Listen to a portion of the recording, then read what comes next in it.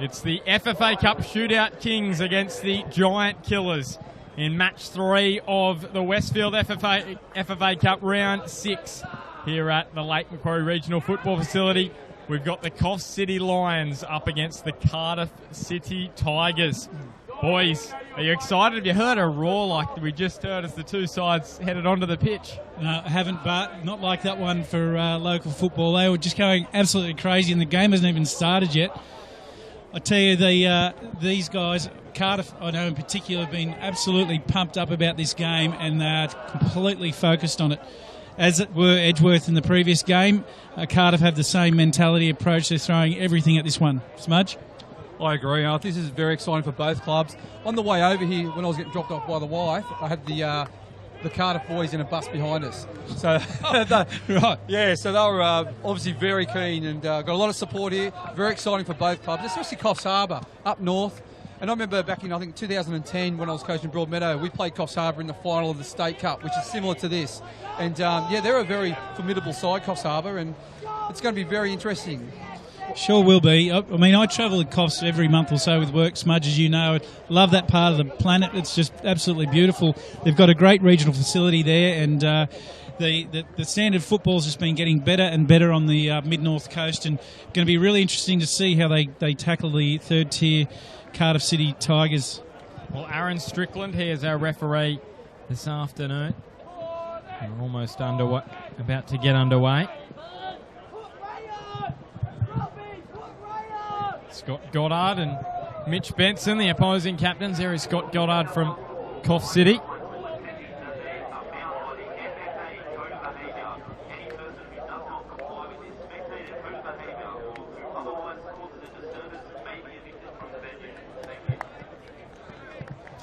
Now, we spoke a little bit earlier in the previous match, Bart, that the Cardiff City coach. So I'll come back to that. We'll come back to that. It's kick-off. How good do these Cardiff strips look as Money Morgan gets us underway for Cardiff City. So really this game, it's going to be a close one, you expect, as Coffs City up against Cardiff. And Ethan Ray scored against Lake Macquarie already down the near side of the ground. And you can hear the Cardiff fans. They're just to the left of us. They are going off, boys. Yeah, they are, and the game is literally just kicked off. And what I was going to say before, Bart, was that Cardiff's coach, Rob Askew, drove up to Coffs Harbour to watch this team play last weekend.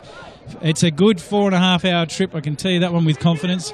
He's watched the game and the game before it, and then got in the car and drove home. Took some notes, Smudge, and we're fortunate to have his notes here today, so we'll share those a little bit later. And it just goes to show how seriously they're taking this competition and what effort they're putting into it. And I'm really excited to see this one pan out. I've been looking forward to it all week, to be honest. And that's the beauty about the Cup, the magic of the Cup. It doesn't matter what division you play, everyone's striving to make that round of 32. Well, isn't it the magic of the Cup? Simply the fact that we've had Joel Griffiths out there just about half an hour ago. And now these guys who predominantly are playing park football out there. That's outstanding. And Daniel McBreen. And Daniel McBreen as well. Don't leave him out. It was a little bit of a shank there from Joel Ackers, the Cardiff goalkeeper.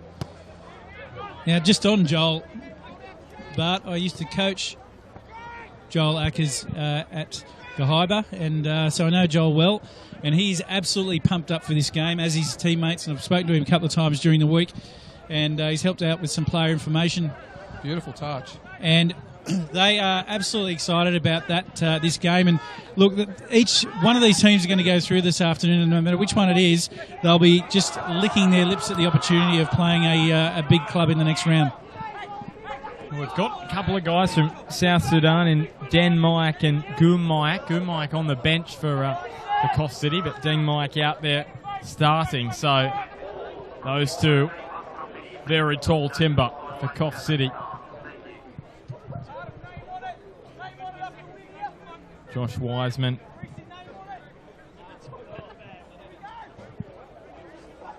The Coffs City goalkeeper, looks long.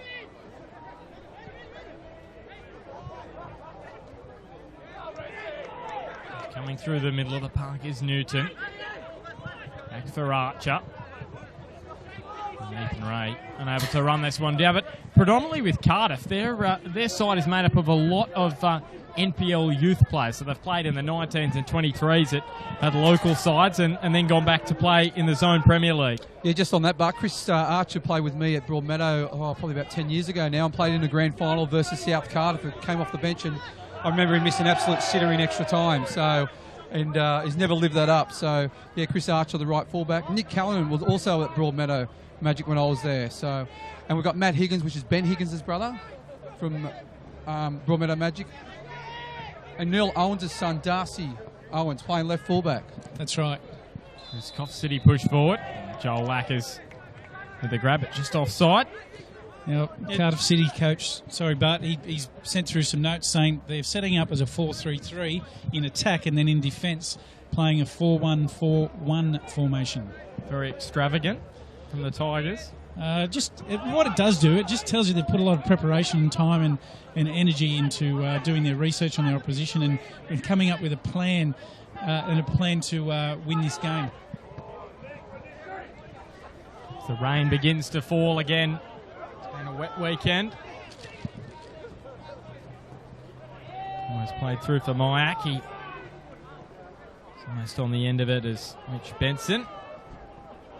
They've caught one in the head here. Brent Turner.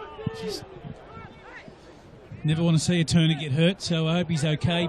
But as here they push forward, looking wide for Ethan Ray. Can he get on the end of it? And Josh Wiseman was out there. Some good clean-up work from Coffs City. Allsop across the back to Mallet.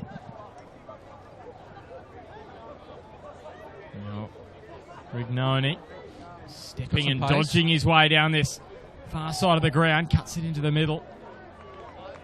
Rignoni's got some pace down that right-hand side. He's going to take the corner. Actually got a bit of a Keanu Moore look about him.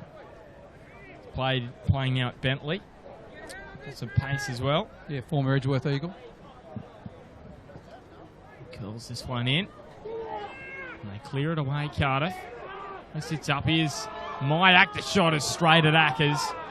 He makes a good grab and he just says, let's go Route 1 down the other end of the park. Allsop. He's turned it over.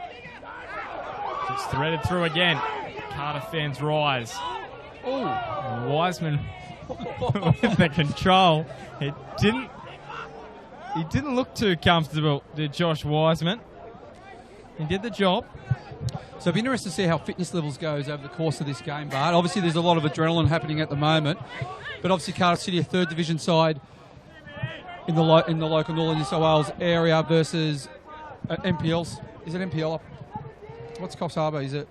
It's the Coffs Men's Premier League as Joel Lackers goes down the ground. So I'll just run through where these two sides are sitting on the ladder. As Coffs tried to down the left edge. Cardiff City in the Zone Premier League, they're sitting 6th, 4 wins, no draws, 4 losses on 12 points. They are yet to win away from home in that competition. 3 losses from 3 matches for Cardiff City. Away from home as Ackers into the back of Mitch Benson and over for a corner. That almost turned pear-shaped for Cardiff. So Coffs City is sitting in 2nd in the North Coast Men's Premier League. 5 wins and a draw, yet to be defeated. At home, they've had a win and a draw, and away from home, 4 wins. So they don't mind playing away from home to the men in red and black this afternoon. There's Rignoni. This was the back post. The header, Myack, and Ackers is there again. Coffs City looking good in the opening 7 minutes. As the rain probably as strong as it's been in the last few hours. Yeah, it's coming down a bit now, boys, and but it's not going to affect the pitch because its drainage is perfect. Well, here's Myack after it. It's Dean Myack from South Sudan, and he scored in round 2 of the FFA Cup and in round 4 for Coffs City. Ackers with a great grab. He's looking good early on Ackers, isn't he, CT? Yeah, he's a capable keeper. look, and you know what? He's still in his prime. He's 26 years old. He actually has scored in the FFA Cup, CT. Would you believe it? Joel Ackers, he scored in their 8-0 win over Charlestown. What, a pen or was it? I'm not sure. I'm thinking it would have been a penalty unless they made a change, send him up the ground and put someone else in goals. Well, one thing's for sure, he doesn't lack any confidence, and you know that confidence goes a long way when you know you got your team in front of you and they can rely on you. He's a transport manager, and he's been playing. His last club was here with Cardiff. He's been there for a couple of years now. I'll tell you what, boys, I'm loving the crowd next to us, the Cardiff City Tigers fans. Yeah, we might have to open the flaps of the bunker to get a piece of it. Well, they're only going to get louder, aren't they, as we go on? Absolutely, they are. There's Monday Morgan and the bump. So Cardiff City giving away the free kick. Ethan Ray down there. I'll tell you what, this is perfect conditions as a football player, isn't it, CT? Yeah. Light drizzle. You mentioned about the fitness of the players before, and you know these guys will be normally playing on mud. This is just absolutely perfect for them, and it does have a big impact. So the game's going to be a lot quicker. Chris Archer just got one right on the melon there. Yeah, the game's going to be a lot quicker, but not as heavy underfoot, of course. Scott Goddard tried to go for a run and was dispossessed. There's Brent Turner, Chris Turner's brother. No, just kidding. Might be a distant relative somewhere. Yeah, he's probably glad he's not Chris Turner's brother. There's Josh Wiseman. Now, I'll just go through their road to this stage. Cardiff, they won in round 2 against Charlestown 8-0. They beat Westlakes in round 3 they beat Westlakes in round 3 4-1. They got the job done 5-4 in the penalty shootout after a 0-0 draw against Dudley Redhead, fellow Zone Premier League opponent.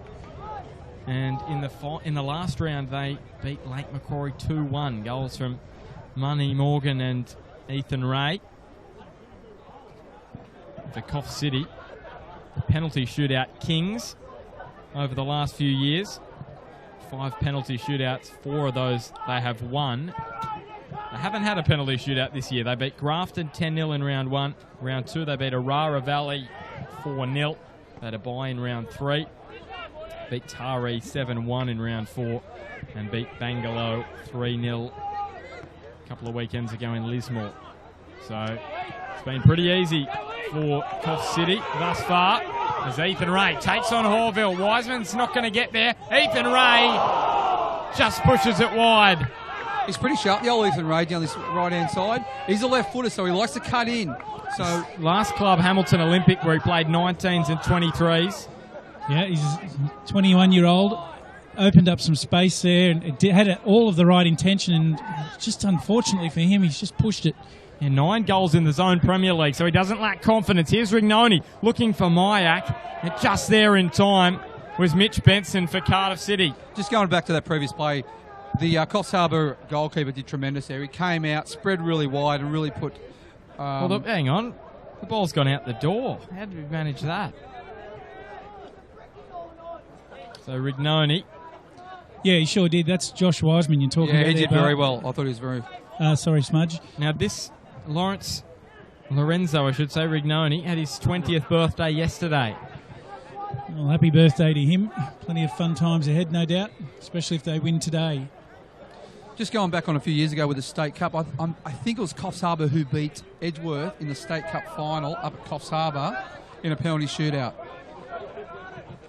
But it was one of the Coffs sides. I think it was Coffs Harbour, but it was one of the North Coast sides who beat Edgeworth in a penalty shootout. So this one's let to run back for Joel Ackers. Now, back then, the State Cup wasn't taken as seriously, was it? And sides would play second-string teams. Was that pretty much the case?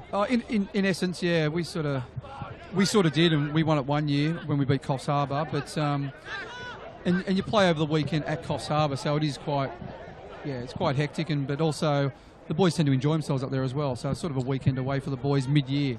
Yeah, I'd say you're choosing your words carefully, but it's a little bit how you're going, to be honest. As Rignoni with the outside of the boot sits up, and he's had an air swing. It's a penalty. Coffs City with a penalty. It was Brent Turner, I believe, with the air swing. And he's been clipped. We'll see if we can have another look at it. Yeah, I think the referee said he clipped him. And it was your mate, Chris, Brent Turner. Here he is having an air swing. Well, and it was the captain, the Cardiff captain, Mitch Benson, who may have clipped him there. And he is going to step up. Here's Brent Turner. He scored 2 in their opening win, their 10-0 win over Grafton. Here he is, Benson. He slots it away, easy as you like. And it's the North Coast side who have the lead. They lead 1-0 over Cardiff after 13 minutes in round 6. I'd like to see that replay again, Bart, if we could. So Cardiff. From first glance, it looked like he air swung, but he must have clipped him, the defender of of Cardiff. They conceded first against Lake Macquarie and fought back to win that one 2-1. They're going to have to do similar if they want to go through this afternoon. And you were talking about North Coast side, Smudge. No North Coast side has made it through to round 7 of the FFA Cup in Northern since 2014. It was Boambi that got through that year. I've just had a text from our good mate Gary Rowe from West Wallsend, and he said it was Urunga Raiders who beat Edgeworth back in the State Cup. Yeah, Urunga Raiders. So on the North Coast who beat Edgeworth in the State Cup final in a penalty shootout. Urunga, a beautiful part of the world, just south of Coffs Harbour. Jim Fogarty, the former Edgeworth goalkeeper from that area, he played for Urunga. I'm surprised the game's only been going for 14 or so minutes because there's been a lot of action in 14 minutes. Yeah, and you've got the feeling there's a long way, a lot more action to come. Agree. Certainly quietened the Cardiff faithful down for the moment. But they'll be back in action shortly. There's Horville. So with Tom Horville.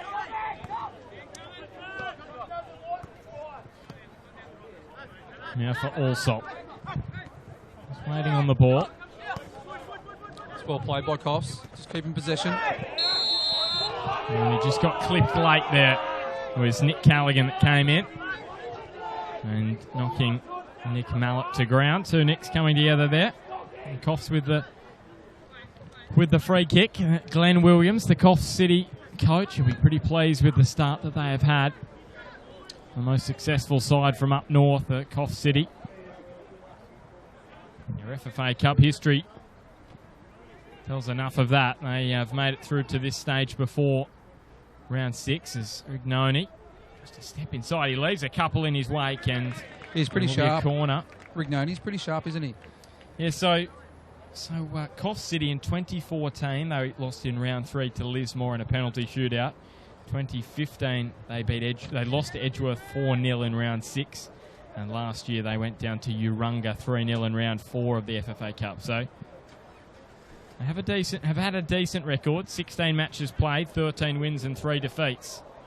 As here's Mayak. Just lays it off for Goddard. Skipper. Back for the goal scorer, Turner. And now Lorenzo Rignoni, and it's going to trickle. We've got an injury for Cardiff here. It's off the ball, I think. Maybe a head clash. We did have a sickening head collision. It's Mitch Benson. He's been in the thick of things in 16 minutes. He's back to his haunches now. And Cardiff haven't had a great success story in the FFA Cup. They've been knocked out in round 2 for the last 3 years. 2014, they lost to Mayfield 4-3. 2015 to Plattsburgh 3-0. And 8-1. They lost to Lake Macquarie Roosters last year. They avenged that one this year with a 2-1 win in round 5. You'd have to be thinking, boys, that Cardiff will be still having a lot of confidence after beating Lake Macquarie, because that's a big scalp for them, and they'll be thinking that this one might be a little bit easier. But at this point in time, it's BT1, Cardiff 0. But a long way to go, Smudge, and there's been lots of opportunities already, lots of gaps opening up in the park. And I can't see anything but some more goals, boys. What are your thoughts? Yeah, agree. I think as the game goes on, it's going to open up a little bit. It's still pretty tight at the moment. The adrenaline's probably still pumping through the players' bodies, so it's been good closing down, but I think the game will start to spread a little bit, and there's going to be more opportunities for both sides. Agree. And do we know whether Coffs Harbour travelled down last night or whether they were... I'm pretty sure they travelled down on Thursday or Friday. That's why they have got the earlier game. Byron Bay travelled down a little later. That's why they're in the next fixture against Maitland as it's almost turned over. Nick Callaghan again. Callahan, I should say, getting in there. Yeah, Nick Mallett did well then to hold possession. He did have a bit of a slipper on the ball. Now, so Nick Callahan was a Maitland player and played when I was there, boys, and he's a sensational left-foot-sided player, and he's definitely got the impact to score goals. He's got the ability to score goals, I should say. Oh, tremendous ball by Nick Mallett. And here's Mayak. Squaring it up and flying through the air, but just unable to get his boot to it was Nick Lambert. And it's maybe back in again for Coffs City. Here's Mayak. You chip one in again. He goes high. And Alcazar tip that one over the bar. 18.5 gone. Brent Turner, the goal scorer for Coffs City. They lead 1-0 after 18.5 here at Lake Macquarie Regional Football Facility. Earlier scores, it was Broadmeadow Magic 4, Valentine 0, Edgeworth 5, Lambton 0. This one whipped in. So there hasn't been a match thus far this afternoon where both sides have scored. So I'm thinking this one will be the first based on what we've seen already. I've noticed even though after 19 or so minutes, a few players on both sides have got their hands on their hips already because it's been such a fast-paced game. Yeah, we were talking about the ball running at a number 2 on the stenometer, and so it's going to be very quick, so it's going to take their legs out a little. Smudge, do you know what he's talking about? The stenometer? I have no idea. There's Reece Newton squaring it up and rolling it across. The X Factor, Nick Callahan. Oh, great ball. Chris Turner mentioned him a moment ago. Darcy Owens now cuts it back. And it was just in front there of Money Morgan. As you know, CT's called the big influx, so he's full of he's full of knowledge. That's right. If you missed it, check out the NPL Northern New South Wales weekly show. It's 7 p.m. on Thursdays on the NPL Northern New South Wales Facebook page. Still have no idea what he's talking about. I like how he used the word big too. Oh, that's true. This is the corner, whipped in. Is there a reply from Cardiff? Here it is, whipped in with the outside of the boot. Well saved by the keeper. To Wiseman, yep. It's been good thus far, Josh Wiseman. Yeah, just back on Nick Callahan for a moment. That ball he played through with his right foot, being a left-sided player, that's the ability that he's got, and he's actually got a very good strike on goal. So if anything's in and around the box, expect him to pull the trigger because he'll back himself and has the ability to do that, especially today where the ball might be a little bit greasy. He wouldn't mind testing the keeper out. High-quality player for Cardiff. So Darcy Owens with the throw. They've just had a little bit more of possession in the last few minutes of Cardiff, but now the break potentially for Coffs City. Mayak is after it. He hasn't got much support. The Sudanese striker, and just knocked away. He was one of the tall timber we were talking about when through the warm-up, Bart, and he seems to have some ability to go with it. And is that his brother on the bench? It is. It is his brother. And also Dut Garang. He's also on the bench, another player from South Sudan. So they've got 3 South Sudanese boys in their side. 22, 21 and 20. They're very young and making an impact for Coffs City. Good ball. In the beautiful north. And this one just a little too quick for Morgan to get on the end of, and Wiseman is there.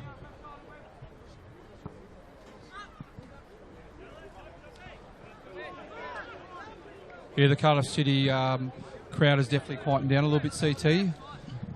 Well, that happens when you're down slightly, courtesy the BT goal for Coffs Harbour. However, you watch if they score, they'll be lifting the roof off. What do you mean BT goal? From Brent Turner. Oh. Here's Ethan Ray from distance. Oh, that would have hurt. I think it's got him. It's sconned him. And the Cardiff fans are loving it. Is it?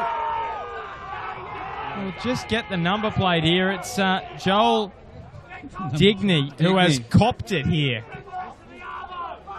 Here we go. Oh, that wouldn't have tickled. Here it is. Oh, in the stomach. Right in the breadbasket.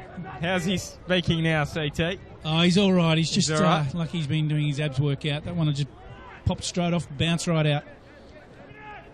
Great to have your company on Westfield FFA Cup Round 6. A reminder, if Coffs City win this, we're back here on Monday for the 2 Round 7 clashes. If they don't, and Byron Bay also don't win, then we'll be Tuesday and Wednesday nights here, because I don't think the pitches at Edgeworth Magic or whoever wins out of Maitland and Byron or Cardiff, their pitches will be up to standard on Tuesday, Wednesday nights, so we'll probably be back here. You hear the Cardiff fans again. Left boot. To try and build it up here again, Cardiff. Charging after that one was Beau McDonald. This keep has reminded me a lot of Brad Swancott from Lambton. He sweeps quite well around the outside, and he anticipated that ball over the top, and he was out there nice and quick, just to sort of balk the Cardiff City striker. Yeah, well, I mean, if he's got that trait in his game, it's a good one, because it's like having an extra sweeper, and not only that, when the ball bounces, it bounces pretty quick. It's going to skid a little bit as well, so he's done well. Now, boys, just got an interesting fact for you, an interesting stat. Beau McDonald, the number 10 for Cardiff City. They come down the left flank, and it'll run back for Wiseman. He actually scored the first goal I commentated on Bar TV for the Jets Youth back in 2015, round 1, when the Jets Youth went down 3-2 to the Lambton Jaffers. Wow. Well, he's 20 years old now, Bart, so how long ago was that? Was it 3 years ago? 2015. 2015. So 2.5 years ago now. Okay. Yeah, you must have been about 11 then, Bart. Very funny. And here's Darcy Owens. Can he call this one back? Sits up for Morgan. And Coffs City escape that moment from Cardiff as they were knocking on the door. What Coffs Harbour do very well, they transition very quick from defence to attack, and that's where they can be dangerous. So that's where Cardiff need to be careful not to push too many numbers forward. And they can counter-attack now with the lead, can't they? They can sit back a little deeper with the lead and say, Cardiff, you're going to have to come at us now. Joel Lackers. What I liked about that, Smudge, was that they were doing it in numbers. So it wasn't just, 1 or 2. There was, you looked like a proportional transition is what it looked like, and they moved out well together.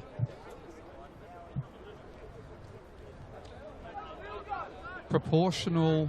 Yeah, they went together as one group. It wasn't just 2 or 3 running off on their own. The group went as one, if you like. There's Matt Higgins. Ben Higgins' brother, who's at Broadmeadow Magic, and Smudge. He's waving a Magic flag around today because Magic are through to round 7. I've never seen him so happy. Yeah, he's had a smile on his face all day. As soon as he walked in, he's texting for the scores this morning. To score Magic. 0-0, and then when they went up, straight over here, bang. Sorry, I missed the game. What was the score at half time? The Magic game? 0-0. 1-0. 1-0 it was. James Vigili scored in the first half of that one for Broadmeadow Magic. Coffs City going to find a way through. It's a nice turn from Boys, while we're just having a Higgins. little laugh, what do you call it? A fake noodle. A fake noodle. It's an impasta. As this one's chipped forward. Now, if you are watching from the North Coast We and do don't apologise. normally tune in, we apologise profusely for CT's bad jokes. And just don't laugh at him either. Yeah, we just don't. No apologies required for anyone there. That's quality. This is a bit of a scuffle in the corner here. And they all stopped, really. All the players stopped for a moment. As here's Mayak. Tries to square it up, but almost slipped through, but Darcy Owens got a boot to it. Yeah, the game's starting to get a bit of feeling about it. Both sets of players are getting a little bit frustrated. And Aaron Strickland, one of the top NPL referees out there, officiating this match. There's Ethan Ray with a touch on towards Money Morgan. Back for Callaghan. He chips it forward. Webster after it. Just on sorry to cut you off there, but on a pitch like this, you need to keep the ball nice and short. Hey, CT, the ball's out of the top, it's just going to skid through to the keeper. Yeah, that's the right. pitch is beautiful. Just keep it nice and short. Look at your triangles. Look at your movement off the ball. Rotation of midfielders, and then you'll be right. Yes, here's a chance for Ethan Ray. It sits up. Ray rounds Wiseman. Ethan Ray scores again for Cardiff. He's made a habit of doing it in the FFA Cup. And Cardiff lock it all up inside half an hour. And we can hear the crowd, can't we, Bart? They're going off their nut right next to us. CT, that was well finished by Akers. He just took his time. It wasn't Akers. It was Ethan Ray, sorry. He's looked dangerous in the first half, Ethan Ray. And, yeah, just calmly slotted the finish. Beautiful. There he is, Ethan Ray. He played at Hamilton Olympic in the 19s and 23s. And he made... And just on Ethan Ray, a few times he's playing on this right-hand side, this sort of right wing on a 4-3-2-1. But he cuts in. He cuts in and plays as a double striker and makes it runs beyond the back four, which are dangerous. And he did it again there today and calmly slogged it home. He did very well. And he made it count this afternoon, Ethan Ray, as he did at Macquarie Field. Just under a month ago, just over a month ago, I believe it was. Probably actually a few weeks ago. As this one curled across when they beat Lake Macquarie. Attempted volley from Goddard, slices over the sideline. Well, he did the 21-year-old. He did that well, but I just want to go back a step. The goal, the ball was played by Nick Callaghan on that left foot I was speaking about earlier. He's hit two early that were overhit, Smudge, that you picked up on and skidded away. That's a part of his game. He likes to play people into holes and play through balls in through as he did then or over the top. I think that one was overhit, but it took a deflection and sat beautifully. So he'll look to adjust the pace on the balls that he's distributing out to cater for the speed of the pitch. Well, here's Money Morgan surging through the middle of the ground. And he lay it off. He can. He's got Ethan Ray, the goal scorer. Full credit to our Coffs Harbour defence then. They held their ground. There's Higgins after it, and Higgins with the bump. And whipped into the middle, Joel Ackers. That's well taken. Had some heat on it, that cross. And like we said 5 minutes ago, it's been a very tight opening 20 minutes, but now the game's starting to open up. Yeah, and so is the vocal cords of the Cardiff followers there. Oh, great ball. Ethan Ray again gets outside Horville. Can he score two in a couple of minutes? He's denied. Well defended. Great ball by Monty Morgan, the slice through the defence.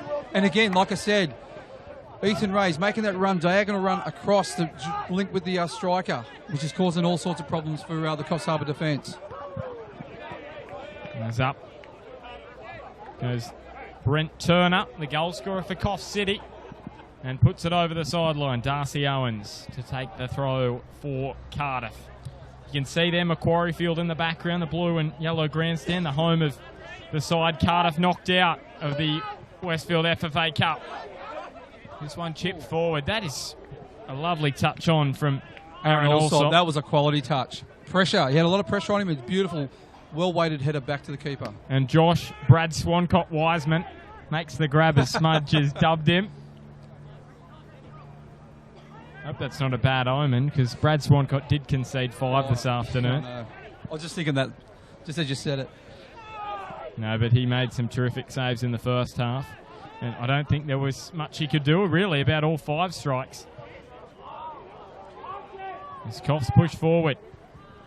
Away for Rignoni, looking for the tall timber of Myack. Archer got his head to it, and somehow the ball has stayed out. Yeah, they look dangerous going forward, Coffs, don't they, CT? They get numbers forward. Here it is, the ball in off the head of Benson, and then just over the bar. There's Ackers. Goes long and Owens. A few people have complained about CT's poor jokes, so we're getting a few texties through that a few jokes. Unfortunately, they're probably MA rated. Well, that one's just come through from Justin and Jackie Tannock. Sitting at home watching Bar TV, said that they love your coverage, but not so sure about Smudge. Yeah, they did send through a joke that was probably a little bit too heavy, but it did involve a dog. CT, if they said that they're enjoying me and not Smudge, what did they say about you? Oh, I know what they're saying. No comment required. I know exactly what they think. Anyway, back to the game. Up goes Horville. Nods it away. And almost sits there for Myack. Benson was there. This one curled up the line for Ethan Ray, but his touch was... I will say, these two sides are so evenly matched at the moment. Extra time, Smudge. We've got the penalty shootout Kings out there. They love a penalty shootout to Coffs City. I'm unsure. I think there's a few more goals in this. I think both teams will get tired because it's been a very quick game. Great ball. Look at this. Another chance for Cardiff to push on through Newton and back for Ethan Ray. A lovely left boot. Great ball. McDonald. Still with Bo McDonald. Finds Ethan Ray again. And now sits up nicely for Webster. Coffs City are able to roll it clear through Myack. Nick Callahan again using his body, good strength in the ball. He's just balanced himself off really well. And for those that have missed the earlier game, Edgeworth and Lambton, it was Edgeworth who've got up there 5-0, boys. And it's a big result for Edgeworth because they set their sights on the FFA Cup and they made a real stance of that today. Yeah, Damien Zane, the Edgeworth coach, said at the start of the year their main focus this year was making the round of 32 of the FFA Cup, and they're one step closer. Yeah, I think the turning point in that game, just very quickly, was the injury to Joe Wheelhouse just before half-time. It was right on half-time and a big blow for them. And take nothing away from Edgeworth. They just absolutely dominated possession and field position, and they did really well and took some great strikes on goals to beat Swancott, who was he was exceptional Bart in the first half. And some huge matches coming up in round 7 as well. So we've got Magic and Edgeworth through. And then Maitland and Byron, one of those two will go through. Everyone's saying Maitland will get through there. If they do, it sets up 3 NPL sides. But they need to win. 4. But they need to win. This is a pressure cooker. This tournament, especially today. You're playing on a different surface as well, so that may suit Byron. We don't know too much about Byron. So is Joel Wood playing for Byron, the former Edgeworth Eagle? He isn't actually. He got red carded during the week, so he's out of the match. Oh, Maitland will be very pleased with that because Joel Wood is a very good player. Yeah, he is out of the side, Joel Wood. So. Some late news there.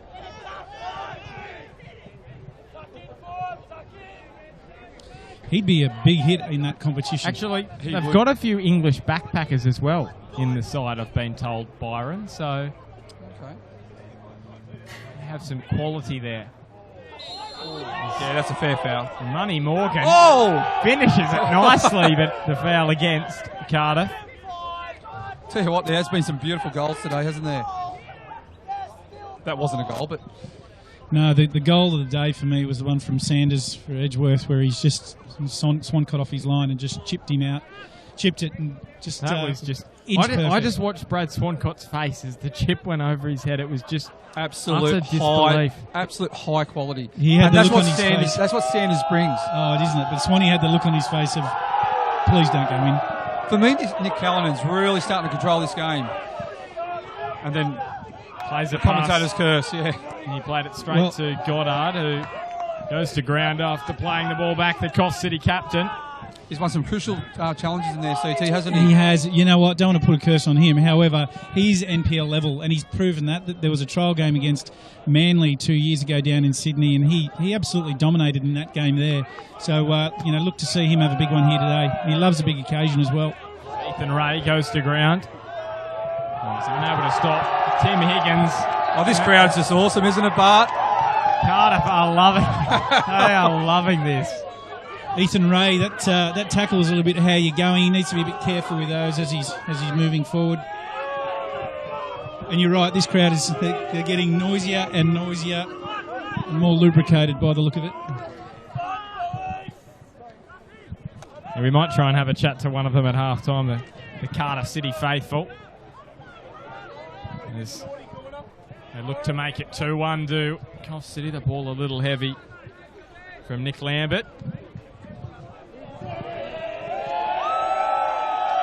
they are. Look at that.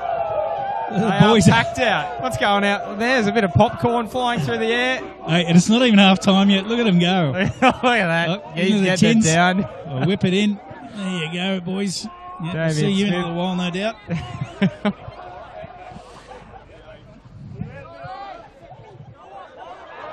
And I think Smudge is going to bring one of them over by the look of things.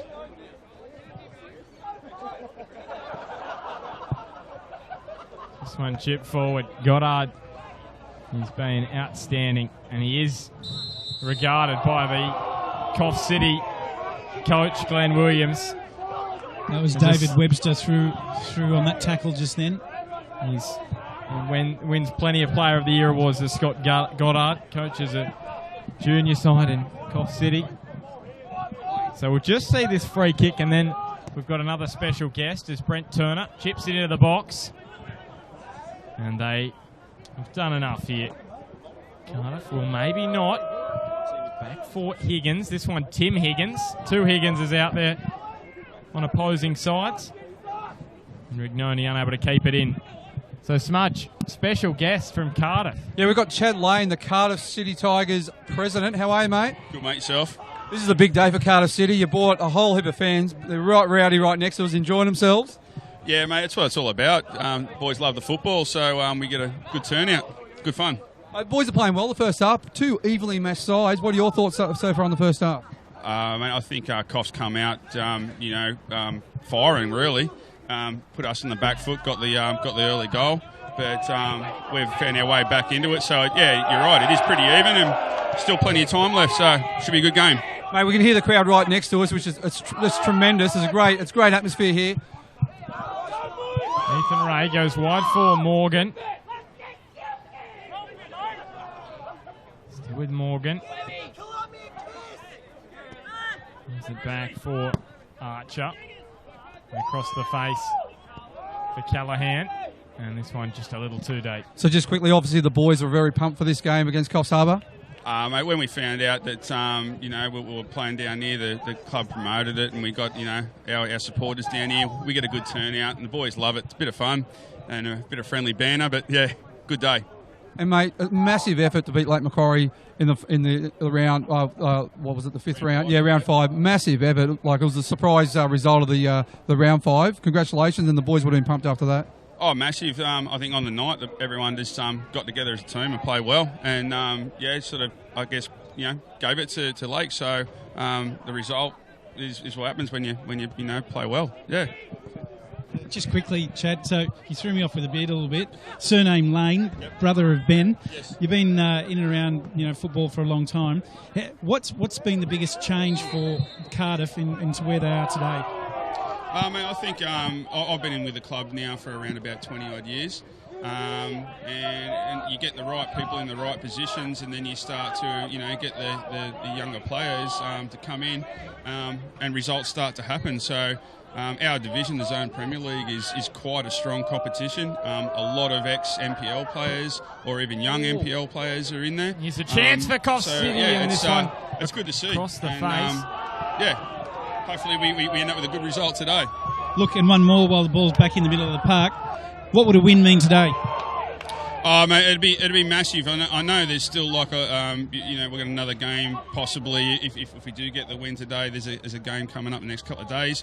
But just to get this one out of the way, the boys would be absolutely stoked. I think Cardiff will be celebrating for a while. Well, they look like they're already stoked now. Good luck for the rest of the game. There's going to be a winner today. We know that, so hope it goes well for you. Thank you. Cheers, mate. Thank you. All right. Cheers, Chad. Thanks, mate. The president of Cardiff City Tigers FC, Chad Lane there, so great to have a chat to him as his side goes about their business. They were down 1-0 early. There's a goal from Brent Turner, and then Cardiff replied through Ethan Ray. So into the final 4 minutes now of the opening half. As Ray steps away from Horville, he unleashes on the left peg, and it was low, and it was sizzling across the turf, wasn't it, Smudge? Yeah, he's been good, Ethan Ray, in this first half. Very dangerous, and he likes to cut inside on this on his left foot and have a strike. But like you said, the goalkeeper, very, very safe hands. They've scored plenty in the FFA Cup this year, have Coffs City. They've scored 24, conceded just 1. So 2 after today now with that goal from Ethan Ray. But they've scored a ton, so they've got a lot have got a decent strike force, have the Lions. And that's what we said with the Lions. They transition in numbers and they get bodies in the box, so they look dangerous going forward. And obviously, the more numbers you get forward, the more opportunities you're going to get, and therefore, the more goals you score. So, and they have a dynamic bench as well. We mentioned with a couple of the Sudanese boys in Mayak and Garang. So plenty off the bench to look forward to. Something I have noticed in this game, as opposed to the previous, is the amount of slide tackles that have happened. This group seems a lot more prone to sliding in, which we hadn't seen earlier, which is not... Yeah, I'm not sure why the reason for that, Smudge. Well, you look at the third division where Cardiff City play. There's a lot, for me, sometimes it's a lot more physical. Ooh. This one headed away for Tim Higgins. And I think the higher level you go, there's less slide tackles in games because people tend not to actually rush in and try and make the challenge. They tend to hold their ground, force them backwards, and let the ball be played backwards rather than sliding in. What a run from Lorenzo Rignoni again. He has been dynamic, and he has stood out for Coffs City. He wouldn't look out of place in an NPL side around town, would he? I remember watching a video many years ago at the Institute of Sport, and they just showed about defending how you don't actually have to tackle to win the ball back. And they showed many examples, even on the World Cup stage, where you just need to hold your ground, force them back, and there will be a turnover. It's interesting you say that. In my coaching time, I'd do pretty much some shadow play without an opposition, and it'd be amazing how often that the ball would be kicked out. Exactly. Chris Archer making himself present and getting plenty of support from the Cardiff crowd. How do you feel referee Aaron Strickland is enjoying this one out there today? Yeah, he'd be loving it, actually. So a minute left in regulation time in the first half. And just on the slide tackles, that's part of the reason probably why Cardiff more so are sliding in, because they've got the crowd behind them. It gives them a bit of adrenaline to win the ball. Oh, yeah, they're pumped. We just heard Chad talking about that, Chad Lane, and this game means everything to them. Ethan Ray goes to be the leading scorer in the Westfield FFA Cup for Cardiff with 4 goals now. Dave Webster in second with 3. So sorry about that. Callow just seems... I think he said, Smudge, I love you. Yeah. Did he? I thought he saw you say TM. Matt Higgins. Should say Andrew Allsop. Actually did see him down at the beach a couple of months ago, and he was looking fit then. Well, there's Callahan. Great ball! It through, and Bo McDonald just offside. So he decides to hang off the crossbar. Nick Callahan again in that central play. Beautiful ball too. The thing is, the ball skinned a little bit, isn't it, onto the goalkeeper. So they're really tough balls. If I was the coaches, I'll be getting them playing it to their feet. Yeah, absolutely, and or adjust your pace in the pass. That's about what he's got to do. Well, here's Nick Lambert squaring it up. Oh. And Aaron Strickland's decided he's wanting to get involved in the action, but he ends the first half then and there. No stoppage time, well, about 30 seconds. And after taking the lead through Brent Turner, Coffs City have been held to 1-1 at the break after Ethan Ray got one back about midway through the first half. Smudge, your thoughts on the opening 45? Yeah, for me, I think they're 2 evenly matched sides, and to be honest, I think it's been a very even game. Both teams have had good chances. I think 1-1 was a fair reflection on the game, but I think in the second half, both teams, they just need probably use a bit more width. I love me with CT and feel the balls in. Just keep it on the deck, keep it on the feet rather than balls out of the top, because it's just going to skin on. Yeah, I agree with all of that. I think that we've definitely got an even match on our hands, and opportunities to come in the second half is what I believe will happen. All right, we'll take a quick break at half-time here at the Lake Macquarie Regional Football Facility. It's Coffs City Lions 1, Cardiff City Tigers 1.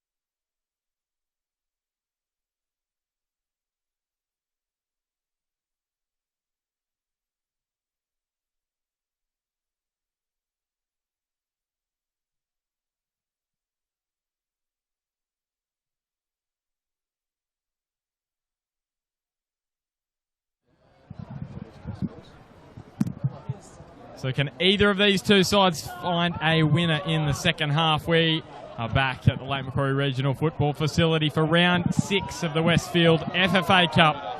Coffs City 1, Cardiff City 1. You can hear the Cardiff City fans cheering loudly. They're just to the left of our commentary position. We're just below the shot here, over the top of Field 1 here at Lake Macquarie. Aaron Strickland, our referee, which is waiting for the trainer and or both trainers, I think, just to duck over onto the other side of the field.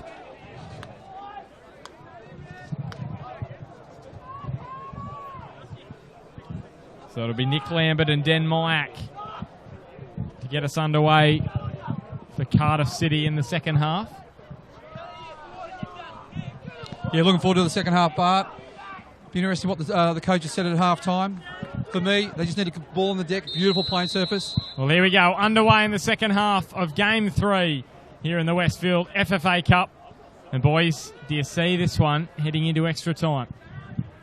I think there's a few more goals in it. Unsure which way it's going to go at the moment because they're both evenly matched. If anything, I think Coffs probably shaded it in the first half slightly, just on chances and amount of times probably in the box. But in saying that, yeah, it's going to be very tight, and there's going to be goals in the second half, CT. Yeah, I think so too, mate. There were opportunities in the first half that you clearly see the boys getting a bit more weary, and as that happens, more gaps are going to open up, literally, and more opportunities to score. So I'm with you there, Smudge. I think there will be more goals here in the second half, and especially as they start to fatigue a little bit. And you're talking about being weary. I think it was Well, here's Money Morgan. He's got Ethan Ray in the middle, and well defended by Coffs City. Yeah, you're talking about weary. I think both these sides probably haven't played at this pace for a while, especially on this surface. So I think, they'll get a little bit weary, say mid half, I reckon.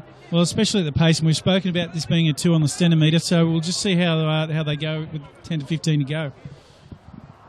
So Nick Callahan after it for the Tigers. I've just ducked over to chat to the head of referees, Rod Allen, just about the kickoff. So, as we know, the rules change. The ball can go back off the kickoff now, but every kickoff we've had so far of the matches that we've done, there's been 2 players on halfway. So I was asking whether the rules were different for the FFA Cup because, of course, the competition had started before the rule change. No, that's not. The rules are still, you can play it back off the kickoff. Because the thing is, if you've got one there for the kickoff, you know it's going backwards. Yeah. So if you've got 2 there, there's a chance that the 2 can actually take players on. Yeah, interesting. A different dynamic to the kickoff. To the kickoff, yeah, there you go. I always like to punt the ball forward and put pressure straight away from the kickoff. When you go backwards, you allow the opposition to sort of settle into a defensive pattern nice and easy, nice and early on. Well, here's Higgins showing a clean pair of heels as he tries to come back towards Myack. It's been a good start to Coffs Harbour in the second half, CT. They're on the front foot at the moment. Cardiff slightly on the back foot. Yeah, they have. They've come out looking like they're wanting to score, and they're just really penetrating into the Coffs Harbour defence. The Cardiff defence. There's Goddard calls it in, but Ackers is there. Now, CT, during the break, I jumped onto Facebook and had a look under the comments of some of the streams we've done today. And our mate Luke Kund up from the Gold Coast has said that Smudge is the best commentator on Australian football on any platform in Australia. He has. He's the best commentator. I love this bloke. I hope to meet him one day. Andy Harper, stand down. Harps has got nothing. He also said that instead of you interviewing Josh Rose, Josh Rose should have been interviewing Smudge. That was... Oh, wow. Okay, Luke Kund, wasn't it? Luke Kund? There was some credibility earlier on in his previous tweaks, whatever you want to call it, but straight out the window with that one. It was chipped forward by the Tigers. It was Chris Archer, who played under Smudge at Broadmeadow Magic. I might have to give Luke a story later on. I've got a good one. This one cut back. I'm just sensing the romance. The lights are dimming, CT, between Luke and... Mate, Luke's just been honest. Luke's just been honest. Candlelit dinner. Can you feel that one coming on, Bart? It's all good fun. So Ethan Ray on his left foot. So the preferred side for him. He's going to curl this one in. And he does so. Was there at the back post for Mitch Benson, the captain. Just on Ethan Ray, I think he's the key for Cardiff in this second half. Him cutting inside's been very dangerous in that first half and making those runs beyond the back four. Yeah, the other one that for me is Nick Callaghan. It's easier when you know these guys, but if he adjusts the pace of some of these balls he's playing through, he can certainly slice up defences, and he's got the ability to do that. So between the pair of them, Smudge, I think they've got the ability to score. Well, here's Owens. Just cuts it back in front of the byline, but he couldn't pull the cross back, and it's over just for the goal kick for the Coffs City Lions. And for Coffs Harbour, I think their transition from defence to attack's been the key in that first half. They get numbers forward nice and quick, and that could be the key for them in the second half. Reece Newton now to Beau McDonald. We mentioned at the Jets Youth. He was back there back in 2015 at the Newcastle Jets Youth. Beau McDonald. Pete McGuinness was actually coaching the Jets Youth that season. He's now not coaching at the moment in the Northern New South Wales NPL. He's left. Adamstown sacked him after he signed for Hamilton Olympic for next season. Bit of drama in the local coaching circles during the last few days, so I'm sure more will come out in the coming weeks. But yeah, there's been some movement, hasn't there? Definitely. Shane Price as well. Mick Bolch going to Maitland, I should say, for next year. Yeah, I think that's a good signing for Maitland. Mick Bolch will bring a wealth of experience. And he'll also bring players to Maitland as well. Not only that, one of the big things for Maitland is he'll bring stability. And they've had, myself included in this, they've had quite a few coaches over the last few years. So he's a good long-term coach, and wish him all the best, because I know he'll do a great job for Maitland. I think that's the best thing for Maitland. They've had Phil Dando, of course, yourself, CT. You're too busy with work, and then Reece Thompson filled in for a bit. So it's been a tough period. This one curled in. Darcy Owens. Headed away strongly. Coffs at the back, but it's pretty much all Cardiff. It's been all Cardiff at the start of the second half as Reece Newton gets a boot and it slips back. Ethan Ray tries to step past a couple. He gets brought down with the crowd. There's a bullet from long range, and Josh Wiseman got down low. He did well, Wiseman. Cleaning up the work there was Horville. That was skidding across the turf, wasn't it? He did very well. Quick reflexes. It came from nowhere, that strike. There it is. I'm low to his left. Was shot out of a cannon. They go the short corner. It was Callaghan that took this one, and not the greatest ball. You know what, for me, getting in the mixer. In cup games like this, you never know what happens. Get the ball in the mixer from free kicks, corners. So this is where Coffs are dangerous on the counter-attack, but that breaks down immediately, and Webster goes to Morgan. Takes them on money, Morgan.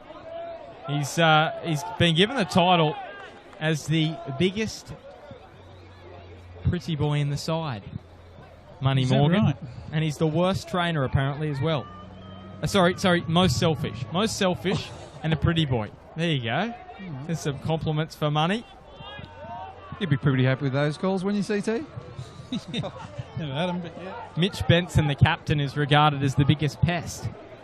So Ethan Ray, he's the leading goal scorer for them. And then Josh Wiseman, two great saves. And as it goes, Bart, Reece Newton is the worst trainer. Yes, Reece Newton. He's got the white long sleeves on. Allegedly. Mayaki is Rignoni. Can't run that down. And the most selfish part. I've got the most selfish as Money Morgan. Yeah, well, there we go. Maybe there's a few. There you go. As here is the captain, just launching one downfield, Mitch Benson. Talking to Gary Fisher at halftime, boys. A bit of miscommunication there momentarily from Coffs City, and they win the free kick. It was fair enough. Here's a bit of push and shove. Reece Newton getting involved. Yeah, they're loving it, the crowd, aren't they? It was Reece Newton coming together there with Aaron Allsop and Aaron Strickland. Another Aaron is going to have a chat to He's going to have a chat to the captain. He's going to give Reece Newton a yellow card. And the Coffs City captain has been called over, interestingly. Scott Goddard. Just goes to show a bit of feeling in the match, isn't there? You know, and just these guys, both teams want to win here, and you know, it's just showing a little bit of frustration coming into the game. Yeah, and I think Aaron Strickland just said to the Coffs Harbour captain, just tell you boys not to retaliate if there's a foul, which he did, which caused the push from Reece. I'm sure the Cardiff fans are going to give it to Aaron Allsop for the remainder of the match after that little push and shove. And but I was talking to Gary Fisher just at half time. He said if two Northern or Newcastle sides get through or get drawn against each other in round 7, they will play midweek. Okay, that makes sense. Here's an error from Wiseman and cleaned up, luckily, by Coffs City. And here is Rignoni after it. He's shown some toe. Callahan runs him off the ball. Oh, Higgins done very well then. Nice and calm, composed under pressure. Yeah, Higgins did there. He could have easily looked to go long and taken things out of play, but he kept a cool head. Yeah, so Bud, just on that, the North Coast side draws either a North Coast, another North Coast side or an NPL side. They'll play Monday. If there's two NPL or two Newcastle sides drawn together, they'll play either Tuesday or Wednesday. Okay. So both games won't be on Monday. That's what Gary Fisher said to me. There you go. Okay, so good clarification there. So most likely, and I'm speaking most likely, we will be midweek. We will definitely be Monday, Tuesday, Wednesday in the coming week. So we'll keep you posted as to the times of those matches. It'll be played during the start of the day. I'm thinking about 10 on Monday if it's the North Coast side to give them a chance to travel back. There's Mayak. After it. He cut this one back. Doing Mayak. He can. And put over the line by Benson. So the best foray of the second half as we see a change. So for me, this 10 minutes into the second half, I think the game's starting to open up a lot now, CT. A lot of hands on their hips at the moment. I think the pace of the game will catch up with both sides, I think, and the game will start to spread. The defence will start to drop deeper, give them more room in midfield. One of the things you mentioned earlier about their transition, Smudge, what I've liked about it is when I used that word proportional before that you were taking the mick out of, they were moving together well. And as they get more tired, and by that, what I mean is their lines through the middle of the park. So attack, midfield, defence, they go together. Now, as they get a little bit more tired, the tendency will be for the lines to have bigger gaps in them, which will create more opportunities. And that's this will be interesting to see how that pans out as the game goes on. And that's specifically what we talk about when teams transition well. That's great, but just holding your shape as you do it. Now, boys, we just saw a change from Coffs City. So Dut Garang, another South Sudanese man out there for Coffs City, and Nick Lambert leaving the park for them. The experienced Nick Lambert, 30 years of age. Dut Garang, 21 years of age. He's a big boy, Dut. I've seen him walking off. I walked past him. He's quite a big boy. He is, just like Deng Mayak as well. And we may even get a look at Guam Mayak as well. He's over on the bench for Coffs City. Another South Sudanese local. And here is Goddard squaring it up. Here is Guam. Darcy Owens did tremendous there. Just nice and calm playing it out from the back. But then they got caught. I should say Dut Garang there. There's Callahan. There's the sideline. He had Garang after him. Great play from Callahan there. Here's Reece Newton. And also Bo McDonald. Hold possession of the ball, cut inside. Wide for Morgan. Inside for Ray, and then back to Newton. And now McDonald.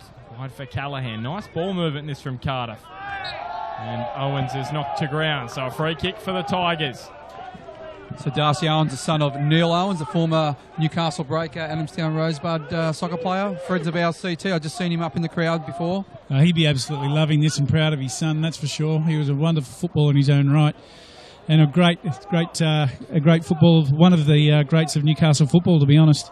And a very good coach. I remember coaching against him in the grand final. Slow and hard. This one over the bar. from Newton. Yeah, that year we beat South Cardiff. I'm unsure of the year, might have been 2005, maybe 2006. We beat South Cardiff in extra time. And for us, Chris Archer, who's playing out here, was one of the ones who came off the bench for Broadmeadow when I was coaching, and he's the one who missed the absolute sit in front of goals to lock the game up. But yeah. Well, Neil Robert Owens, he as I said before, one of Newcastle's greats, but he's also had some success with coaching juniors as well, and well renowned for that. So, yeah, quality human and quality coach. They've copped a little knock after that ball, Chris Archer. As Coffs City push forward. Here's Rignoni. Here's the dangerous winger. And there is Darcy Owens. You spoke about his dad just there. Well, he did his dad proud there, Darcy Owens diving in. It's a strong challenge on Rignoni. Well, to be honest, that's a goal saver. He goes in behind him there. He was goalward bound, and that's for me a big tackle. He scored 2 already in the FFA Cup this season. Lorenzo Rignoni. This one cut back. Here's a chance for Coffs. It's got stuck under the leg of Garang, and he just couldn't poke it home. And Cardiff scrambled it over the sideline. What a moment that was as we are into the final half an hour now at Lake Macquarie Regional Football Facility. It was Brent Turner with the opening goal for Coffs City. Ethan Ray with the reply for Cardiff. And we haven't had a goal to... we haven't had a goal to put either side in front since then. Producer Ben's just giving us some pizza. So, Bart, what are your thoughts? Bart and CT no one can talk because everyone's got a mouthful of pizza. We've been provided for well today, haven't we? Got to thank David Ealing from that. Sent him a little text last night. Now it's come.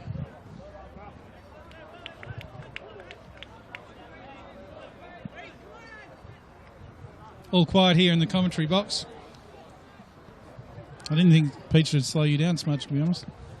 Here's the header away. Here is Garang. He had that chance before. And over the sideline.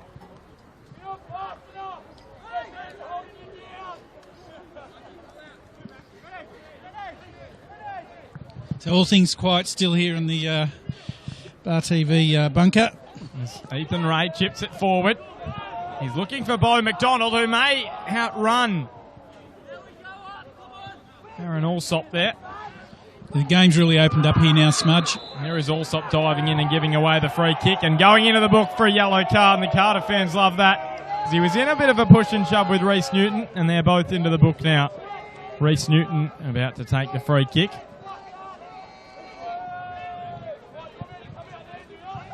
Rob Askew, very busy on the bench at the moment. He knows it's a critical time in the game.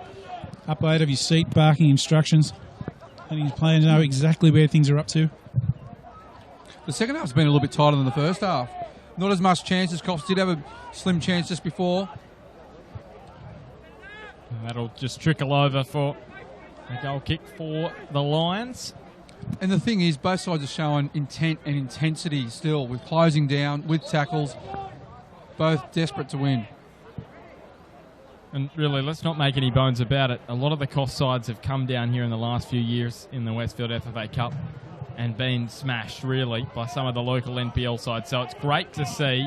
Oh, it's great to see, yeah.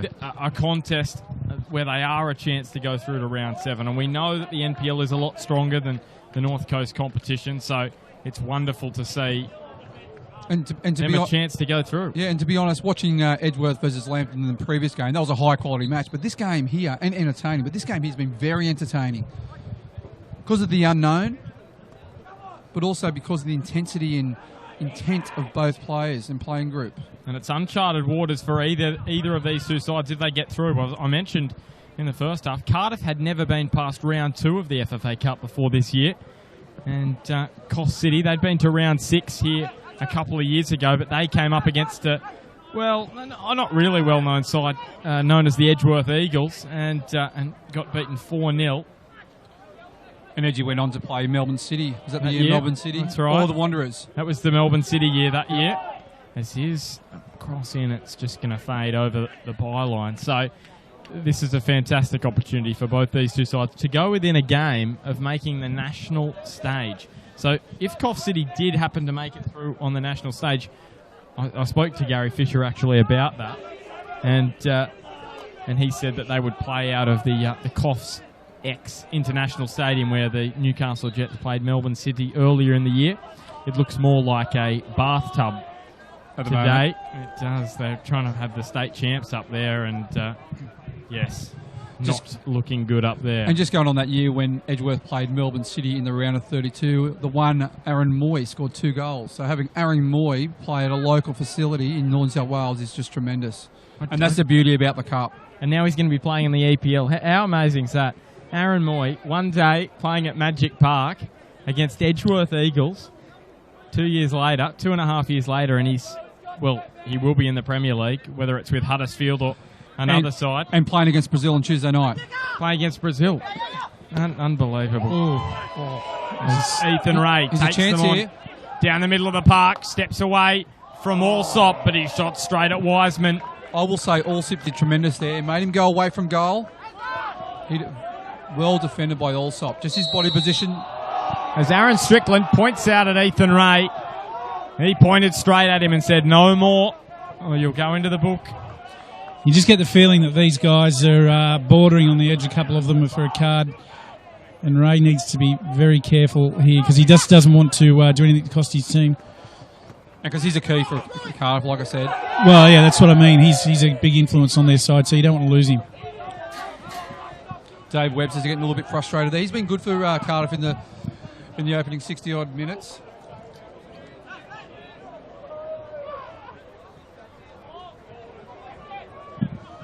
So Darcy Owens with the free kick here.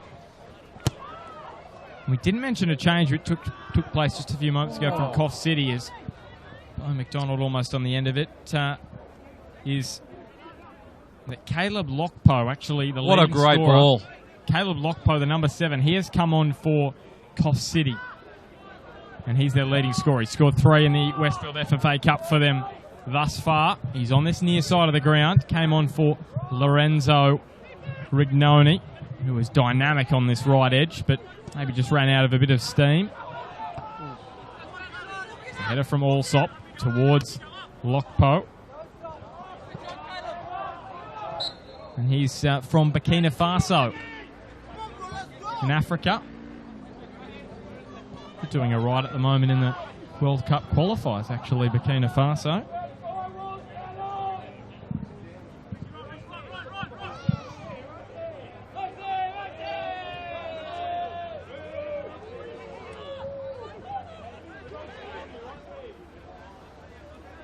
Drive forward. Here's Garang back to Mayak. His touch was a little too heavy and let him down. Yeah, Burkina Faso actually at the top of their group. This one curled in towards Lockpo, saying he's from Burkina Faso. They're at the top of their group, Group D of the African qualifiers. So they win that, and they're through to the World Cup. You've got South Africa and Senegal and Cape Verde in that group, so it's not going to be easy for them. They're doing all right at the moment. Just on that, Reece Newton defended brilliantly down there against Tim Higgins from Coffs Harbour.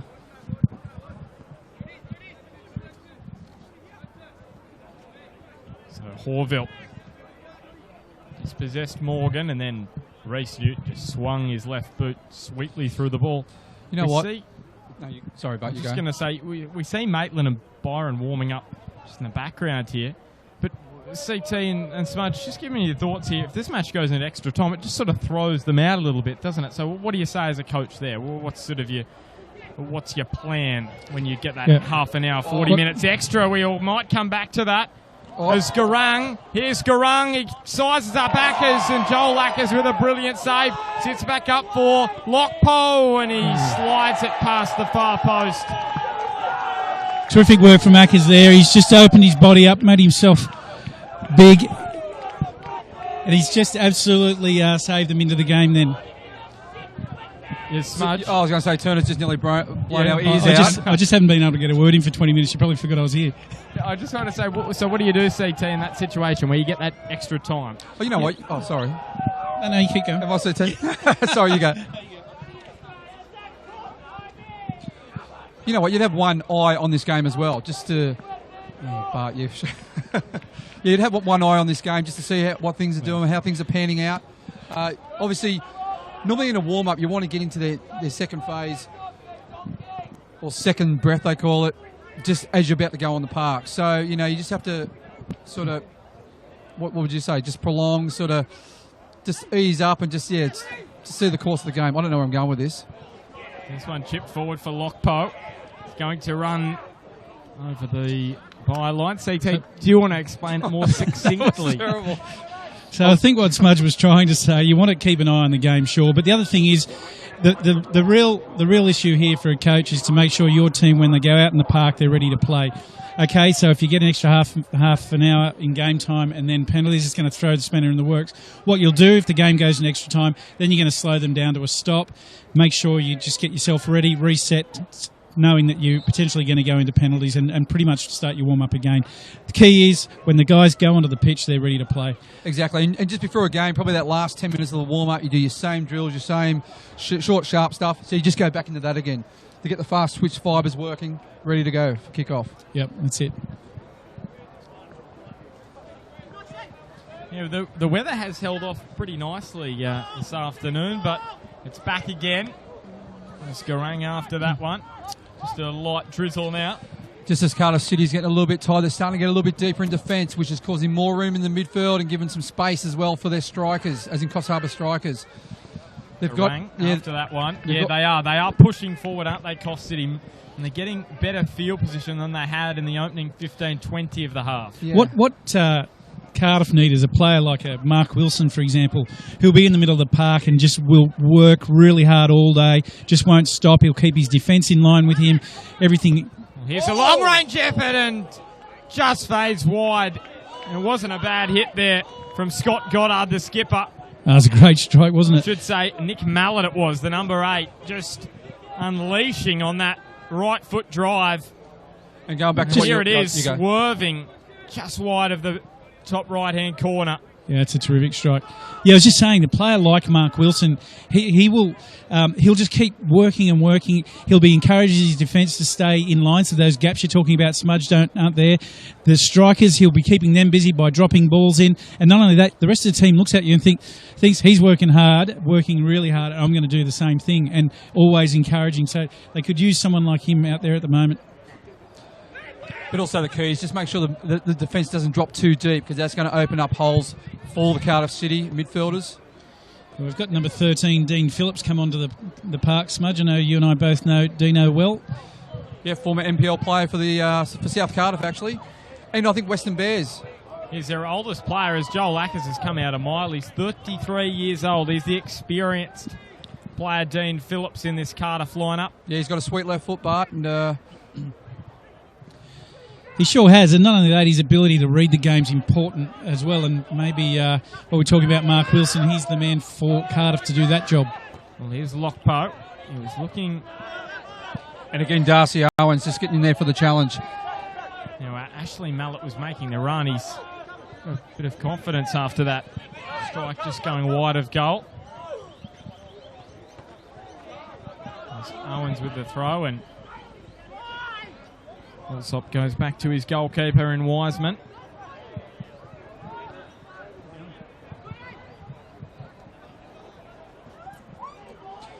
Seeing again, Cardiff City defence here. They're about 10 yards behind the halfway line. I'll be pushing right up to the halfway. Really squeeze the game. Guy Wallstead also out there, the former South Cardiff striker, and he is out there up the top in the number 15 for the Tigers. He's come on for Money Morgan, who has left the field. He scored in that win over Lake Macquarie. He was good today. He was good. Couldn't get on the score sheet this afternoon. Yeah, he was good. He was busy. Dynamic, yeah. So just going back, if Cardiff City Tigers and Coffs Harbour, for that matter, push their defence up, closes the space in midfield, therefore forcing either side to play the ball over the top, the ball's just going to skid onto the goalkeeper. But as they get tired, they're going to drop deeper and deeper and deeper, and as the pressure of the game becomes more intense, that's what happens. Oh, he's free. Long ball, Ethan Ray. Chance to get Cardiff ahead. Wiseman again with a outstretched leg making the save. He's been good, Wiseman, again. Yeah, he did. He really created something there. Big opportunity. Here's Garang. Plays it infield. It was just... Higgins, well read by Higgins, like his brother. Reads the game beautifully well. He's been Very calm calm. in the football, hasn't he? Yeah, and composed. Well, it was actually the other Higgins, Tim Higgins, who was going to get on the ball if Luke Higgins didn't. Yeah, he read play beautifully. I should say Matt Higgins. I'm throwing around Higgins. It's everywhere. He goes everywhere.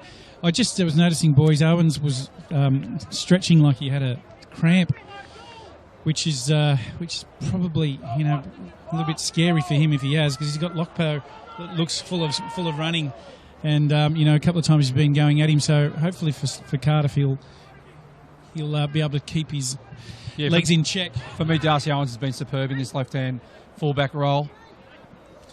Taking them on is Brent Turner, the goal scorer for Coffs City. He's got to be careful of Lockpo on the back around. stick. And again, Darcy Owens. And Mayak, it's cut down. Sits back up for Goddard. Goddard's got clipped after he played the ball. He played it to Lockpo. It was a little heavy. Up goes Garang with a header. And just wide.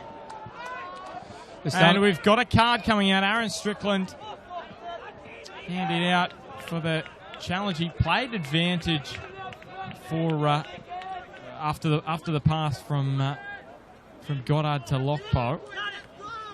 He's done well there, referee Stricko. Was Matt Higgins going into the book? I thought it was a foul on Darcy Owens, to be honest, just prior to that. It looked like he was in front of the Coffs Harbour striker. I'd like to see the replay on that. But, yeah, I thought it was a foul to Cardiff leading up to that play. This game's very ebbs and flows. Like a few minutes ago, Cardiff looked like on top, had a great chance. Now all of a sudden, Coffs Harbour's got a great chance. So this game could go either way. Less than a quarter hour to go. Does extra time beckon? We're 15 minutes potentially away from it. The last game of extra time we did on Bar TV was the game out at Jack McLaughlin Oval, the new FM Grand Final last year, boys, and that was probably one of the games of the season, wasn't it? Yeah, it was a great game, wasn't it? We were a little bit commentary fatigued, I think, boys. After the night before, the Hamilton the Olympic two Broadmeadow game Magic. And we had Maitland and Edgeworth earlier. There's Tim Higgins. Well, that was like he may have just clipped him there. Dean Phillips is showing a bit of experience there. A bit of a groan that came out as well, Smudge. Just let the referee know it's absolute foul. Let's go. It wasn't a bad groan, was it? Joel Ackers. Both keepers have been impressive, haven't they? Oh, I agree. It's Dean Phillips. The ball again. You know what? There hasn't been a bad player on the park. Both sides, both coaches should be very proud of their players. They've worked very hard. Here is Ackers. And the Cardiff fans have just quietened down a little bit. Yeah, well, it's getting tense. Last 15 minutes of a game. A little nervous. Could go either way. Yeah, that's right. And Wallstead looks for Beau McDonald. And maybe the fatigue as well, not with the crowd, but out there on the field. It's just that first 15 minutes is starting to come back to bite them as McDonald chips it in towards Wallstead. It goes up and just couldn't reel it in. Needed the fishing line out there, Wallstead. Bring that ball back. If he had his time again, he'd probably control the ball on his chest. It was a difficult one to control it with the feet. There's Higgins. And again, look at the transition. This is Tim Higgins. Tim Higgins. Oh. Goddard may have copped one in back play from Phillips. There's Garang. Now Lockpo.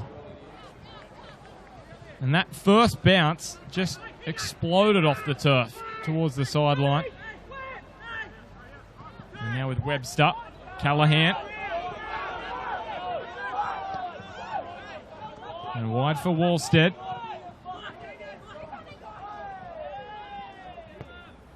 Wallstead's ball is too heavy. We spoke about that before. He just needs to keep it on deck, playing the player's feet. The ball's going to skid on to the keeper if you're playing over the top.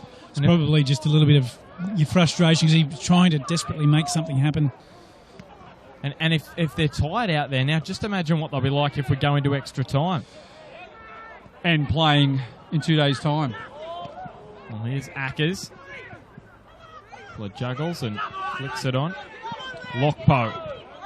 He's got Mike and Garang inside. He decides to take them on. Lockpo. What a run, Lockpo! Just wide again. He put one wide to the other side a few minutes ago. This time he puts it to the right. To me, Cardiff starting to look a little bit wary, aren't they, Seats? They really stood off Lockpo there. And Caleb Lockpo, he was darting in between defenders. We mentioned Darcy Owens just feeling the legs for a bit of cramp. They are fatiguing. It's not just Darcy Owens, even Higgins in the middle as well. Yeah, for me, it looks like Coffs has slightly got the legs on him at the moment. Even when they transition, they still transition with pace and with numbers. Yeah, I mentioned this man, Lockpo, here. For me, it's dangerous because you can see that Owens was potentially cramping a little bit before. He's getting too much space out here, Lockpo, and for me, I'd like to be him. He'd need to be shut down a bit. There's chips forward for Wallstead, who is after it. It was a great ball by Dean Phillips. See the way he kicked the ball, sliced it, so it wouldn't roll on. And now Strickland. Cardiff player down in. It's Dean Webster who has gone to ground. We might even see if we have got a replay. He almost fell over in front of Aaron Strickland there. It was a strange moment.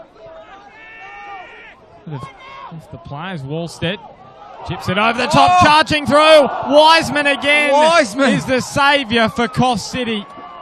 Well, Beau McDonald won't know how he hasn't scored. Here's a bit of push and shove. Allsop, he's public enemy number one for Cardiff City, and Callahan and Wiseman exchanging some pleasantries as well. Callahan, he needs to get back in position. There's Lockpo. That one will beat him over the line. Not even he'll be able to run that one down. Wiseman again, how did he save that? It was incredible.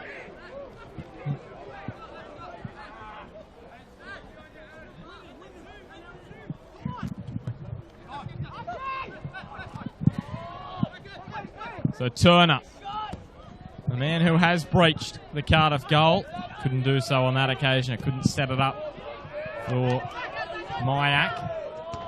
And the Stars keep rolling in again. We've got another star. Yeah, we've got former KB United fearless goalkeeper and Maitland head coach Phil Dino. Phil, welcome to Lake Macquarie. Hello, mate. Nice to be back here at Macquarie after a little bit of time away. Yeah.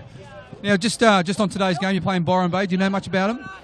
Didn't get a chance to look at them, but I've got a scouting report. I had a couple of people give me a bit of information, and one of them played against them in the last round, so I've got a nice little bit of a scouting report. And the heavens have just opened up here in a big way. It is pelting down at Lake Macquarie Regional Football Facility.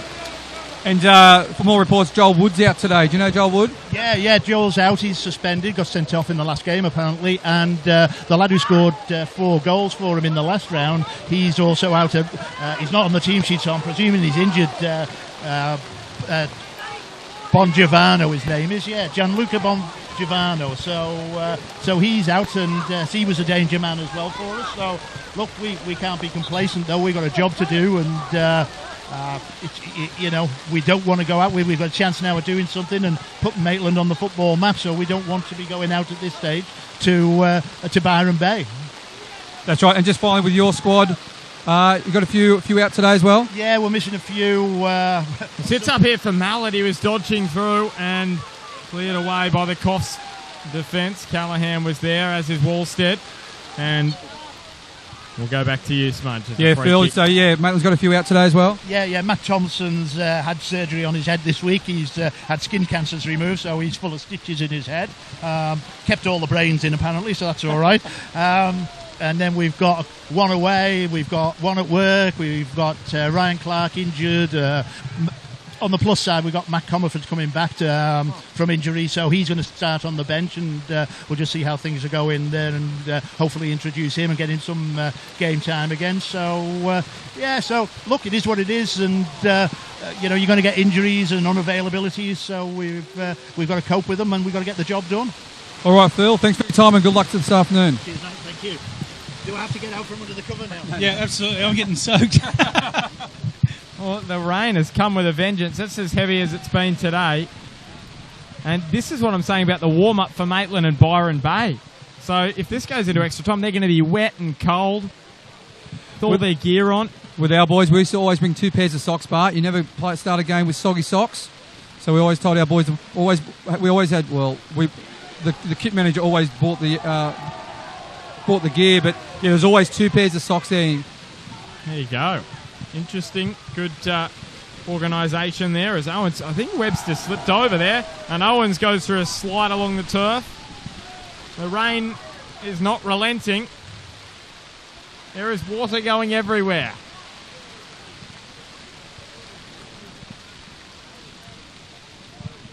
And can Cardiff try and find a winner? Wallstead. And that'll go straight to Wiseman. The ball will be a little slippery now with the rain. I'll see the ball skid on. It's charging after this one is Mayak. It's very important that players play in the feet at the moment because the ball's just going to skid on if it goes in front. And also, you'll be having shots at the goalkeeper because it's just going to skid on to the keeper. Hey, CT. Sure will. That looks like Benson. Yeah, it is. It's gone down. I think he's got a cramp. Chris Archer helping him out there. Joel Acker's in company. You know, one of the big things in this part of the game is when the conditions change like this and it's late and deep into the game, the opportunities, you've got to stay disciplined in your defence because they've worked too hard, both sides, to give it away because they've been sloppy. So less than 5 to go now. A reminder that if we are locked up at full time, it is extra time and potentially penalties. And then the Maitland-Byron game will kick off and at the conclusion of this one. So Wallstead with the flick on, and Bo McDonald just can't keep it in. As you see, everyone quickly get under the shelter. Both benches have been evacuated. It's the turn from Mallet. I will say the vision on Bar TV is just quality. We're looking at a screen at the moment because it's pouring rain. There's Mayak with the turn, and I thought he was going to find the top corner. Instead, just the Westfield FFA Cup sign at the back end of the pitch. Yeah, I agree, Smudge. Like you see Scott's shots on screen like that. It's come a long way, Bart, from when we first started this. The boys are doing a great job putting all of the vision together and all the producers, etc. Ben and company, they're all doing a great job, and the boys up in scaffolding, all sorts of things, and out there in the rain, taking on the elements. We're nice and warm inside. Having pizza. Yeah. Anyway, all good. The lights have just come on here at the regional facility. This one nodded back to Ackers. And the lights are on. Unfortunately, the sun wasn't out today, so it's just as dark as it was previously. I want to remind viewers, Bart, of Damien's quote. Yeah, it was, it's got dark since the sun went down. That was last year in the New FM Grand Final. That was the last game that went into extra time on Bar TV, so Damien may get a little fatigued again here.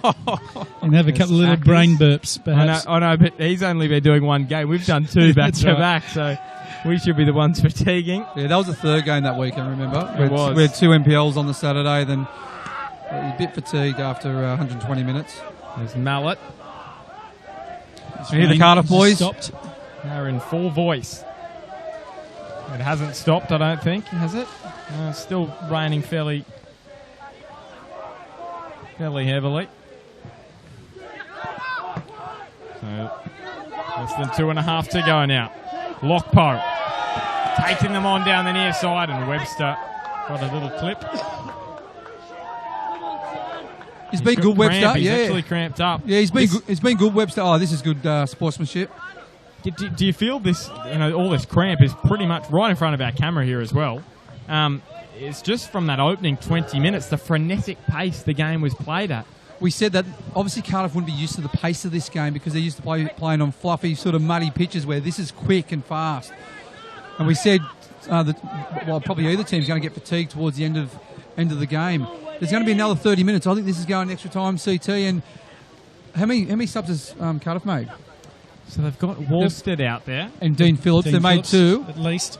Dean Phillips, Wallstead. They've still got Riley Dorman and Blake Butler. And they've had about 4 or 5 guys pulling up with cramps at the moment. Well, we've had Owens and Webster just recently, so Webby is just on the sideline stretching. And Benson. And Benson as well, yep. Wallstead. Oh, great ball. Lovely ball across the face. Is there a late winner? He tries to drive it low, Dean Phillips. He was on his least favourite foot. Whipped in. That has gone high and wide and over the bar. A minute left. Wallstead did brilliantly there to find Dean Phillips. Dean Phillips got a lethal left foot, left peg. Unfortunately, that was on his right side. There it is. It wasn't a bad effort from Phillips because it was low, so that's where you want to keep it in these type of conditions, and it just fizzes off the turf.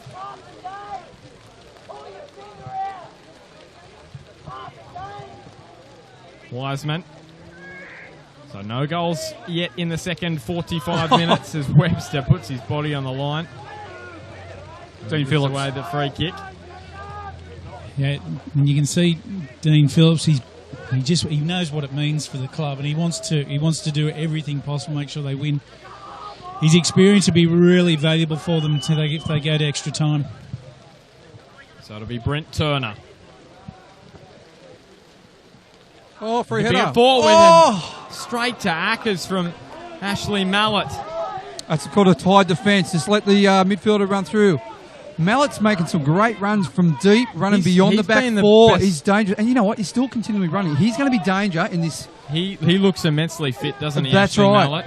Well, he's a lightweight, isn't he? And the fact that he had a free header, if he watches this one later, he'll be kicking himself that he just didn't guide it into the corner. But you know what? Here he goes again. Look at him. Chip forward. Mallett after it again. Oh. And he's brought to ground. He's only 19 years of age. Is Nick Mallett. He's busy. I'll tell you what, these runs in beyond the back four are very dangerous. And the Cardiff City backline's starting to get a little bit tired. They need to be very careful. Yeah, Nick Mallett, he joined the club from Woolgoolga, and his father actually played for Coffs City for several years. His brother, Addison, on the bench. For me, he's the key. That's some quality research, but... So here is Brent Turner. Is there going to be a late winner for Coffs? Turner curls it in towards the back post, and going up was Mayak. This one chipped up and over the top. Webster. Lockpo up there as well. And Callahan. And Webster, the ball pops up nicely for him. So he sends Wallstead down the middle of the round. Guy Wallstead. And he drives wide. Well, that was the moment for Cardiff. Yeah, Coffs are a little bit square at the back there. And the weight of the pass that went in over the top, that was the key that made that happen. This one chipped up and over the top. Matt Higgins goes down, but it's straight to Nick Mallett. And he plays it straight through the middle, and Ackers there again. So you sense only a minute, 2 minutes max of stoppage time. Ooh. As Turner deal with that as well as he could have. In these type of conditions, it's tough out there. The rain's streaming down. They're not relenting. So Darcy Owens with the throw. To Phillips, and now for the captain in Benson. And Bo McDonald able to keep the ball in.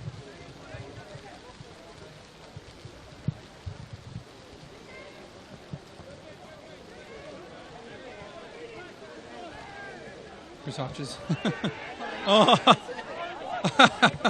The free kick goes Coffs City's way. He was complaining he had a push in the back.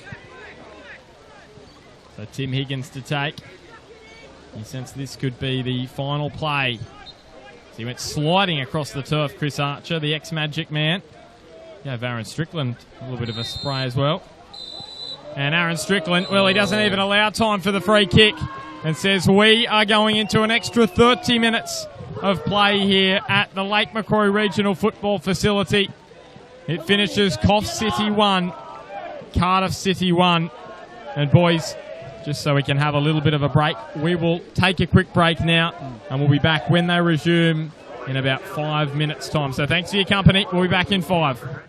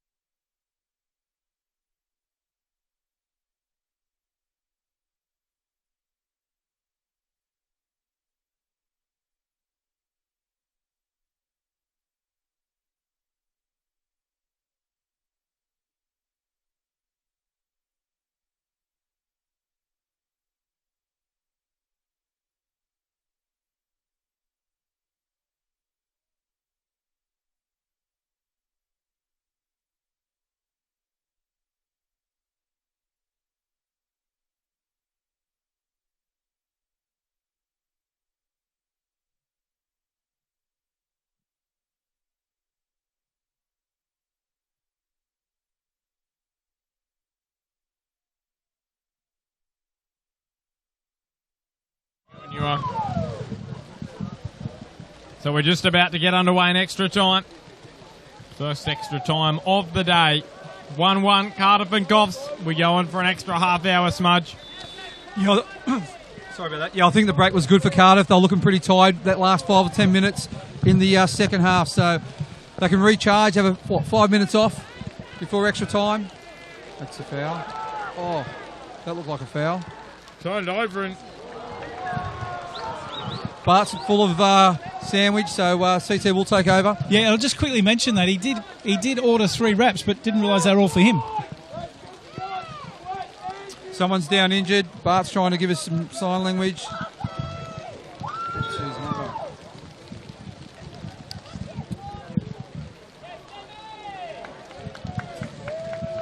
Yes, so an awkward silence while Bart's... So CT's done his research on Cardiff. He said he knows everything about Cardiff, but he doesn't know the player down on the ground. I can't see that bar either, Smudge. Yeah, either can I. Just trying to get the number plate. It's not Higgins, is it? We've got Guy Wallstead on screen. Yeah, it is Higgins. Matt Higgins. So that's a minute of stoppage time that we're going to get at the end of this half now. That was a great opportunity for Coffs Harbour. I was just thinking, if a match goes into extra time, does the referee get more pay? Then we see Aaron Strickland out there.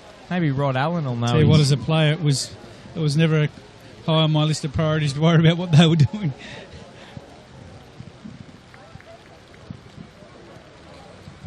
It's Joel Ackers.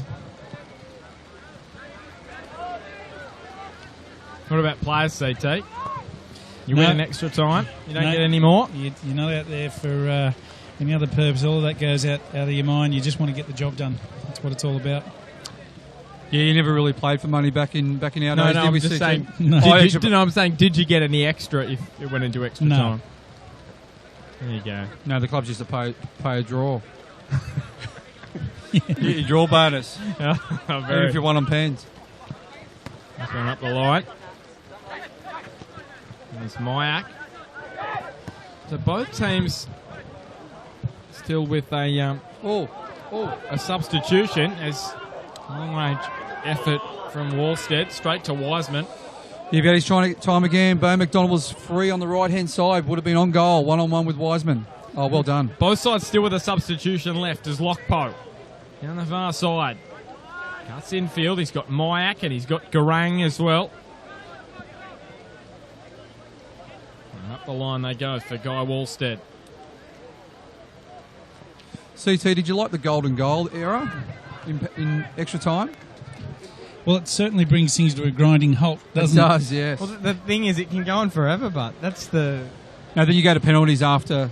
Oh. Yeah, so you play 30. 15 minutes of each half. So Magic played Edgeworth in my first grand final as coach back in 2002 or 3, and Chris Berlin scored in extra time, and it was golden goal after about 3 or 4 minutes of it in the first half, and the game was over. So it's sort of you didn't have a chance to actually come back. Yep. You've got to feel for both teams here. If that you come this far into a game, you hope that one of them get a result without penalties, because they've been enough opportunities, and they deserve a result. Higgins, either side. Higgins dragged down there by Chris Archer, his opposite number, who gets a yellow card. Higgins did very well, and obviously Archer knew he was dangerous, so he a good professional foul, if you call it that. Really pulling him back. He was getting into a dangerous position, wasn't he, CT? And yeah, Higgins, he's had a really good game. Yeah, sure has. And the match has just slowed and slowed and slowed the further we've gotten into it. We were talking, boys, about Mark Wilson, and we'll just come back to that after this free kick. It's Tom Horville. He goes short, and here's Turner, and he just sprays it wide. And the Coffs Harbour crowd giving him heaps right behind him. Yeah, and we were talking about Mark Wilson, and he actually sent me a message there in the break and said that thought must have been talking about someone else, or Cardiff may have had a player by the same name off the bench. And we're talking about his work ethic, Mark Wilson, because that's one of his traits. But he's saying here, Smudge, him at 43, he reckons he's still got you covered for work rate from when you were 20. Oh, 100%. I was the worst trainer. Oh, and Wallstead has just come out the other side. He split straight through the middle. Oh. And Lockpo and Wallstead, it was Lockpo that went down first, so the penalty. Yeah, I tend to agree with Mark Wilson on that one. I think he played about maybe 156 games for the Newcastle Breakers. Newcastle United, one of the all-time greats of Newcastle soccer. Yeah, what we were talking about before, if you just joined, was just his work ethic, and how it picks up other players around you, and you're keeping the team well positioned by dragging defence and keeping the strikers close enough to you because you're busy enough to play them in. And that was one of his real strengths, apart from being a top bloke. Not a bad bloke. But just on that, Mark Wilson got team of the 30 years for Edgeworth alongside his brother Gary. Players like Troy Halpin, Daniel McBreen. Peter Junkovitz. Yep. He's at New Lambton at the moment. Yeah, good friend of ours, mine and Mark Wilson's. Darcy Owens with the throw for Cardiff. Ethan Ray. It seems like an age ago that he scored for Cardiff.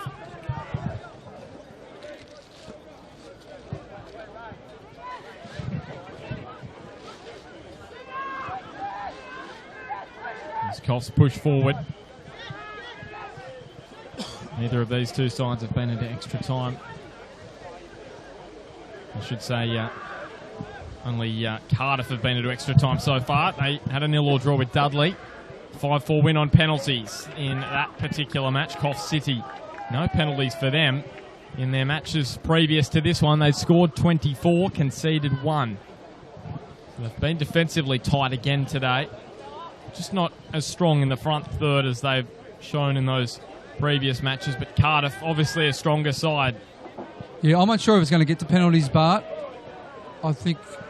This one whipped in. Mike was up, sits up for Mallet. And off the back of Blake Butler, who has now come onto the park for Cardiff City. So, yeah, 3 changes all done and dusted. There he is, Nick Mallet, with the shot there. He's probably been the best player on the park. Yeah, I agree. He's been tremendous. Since half-time. Just his work rate's unbelievable. His fitness levels are obviously very high. So just going back, yeah, I think there's going to be a goal in this extra time. Both teams are getting a bit tired. The game's starting to open up a little bit. When you get tired, mistakes start to happen. Positional plays start to be out of whack. Oh, 2v1. Well, here's the chance for Cardiff. This is what they wanted. McDonald. It was just a little too far from... That's what you talk about when you're tired. When you're tired, your passes go astray as well. That was a great opportunity for Cardiff City, CT. Yeah, absolutely. He had 2 options there. He had to lay it off, and the ball had to be just slid, just gently, just caress the thing, or just have a shot himself, one of the two. Yeah. Ethan Ray just overhitting the pass, and Bo McDonald unable to get on the end of it.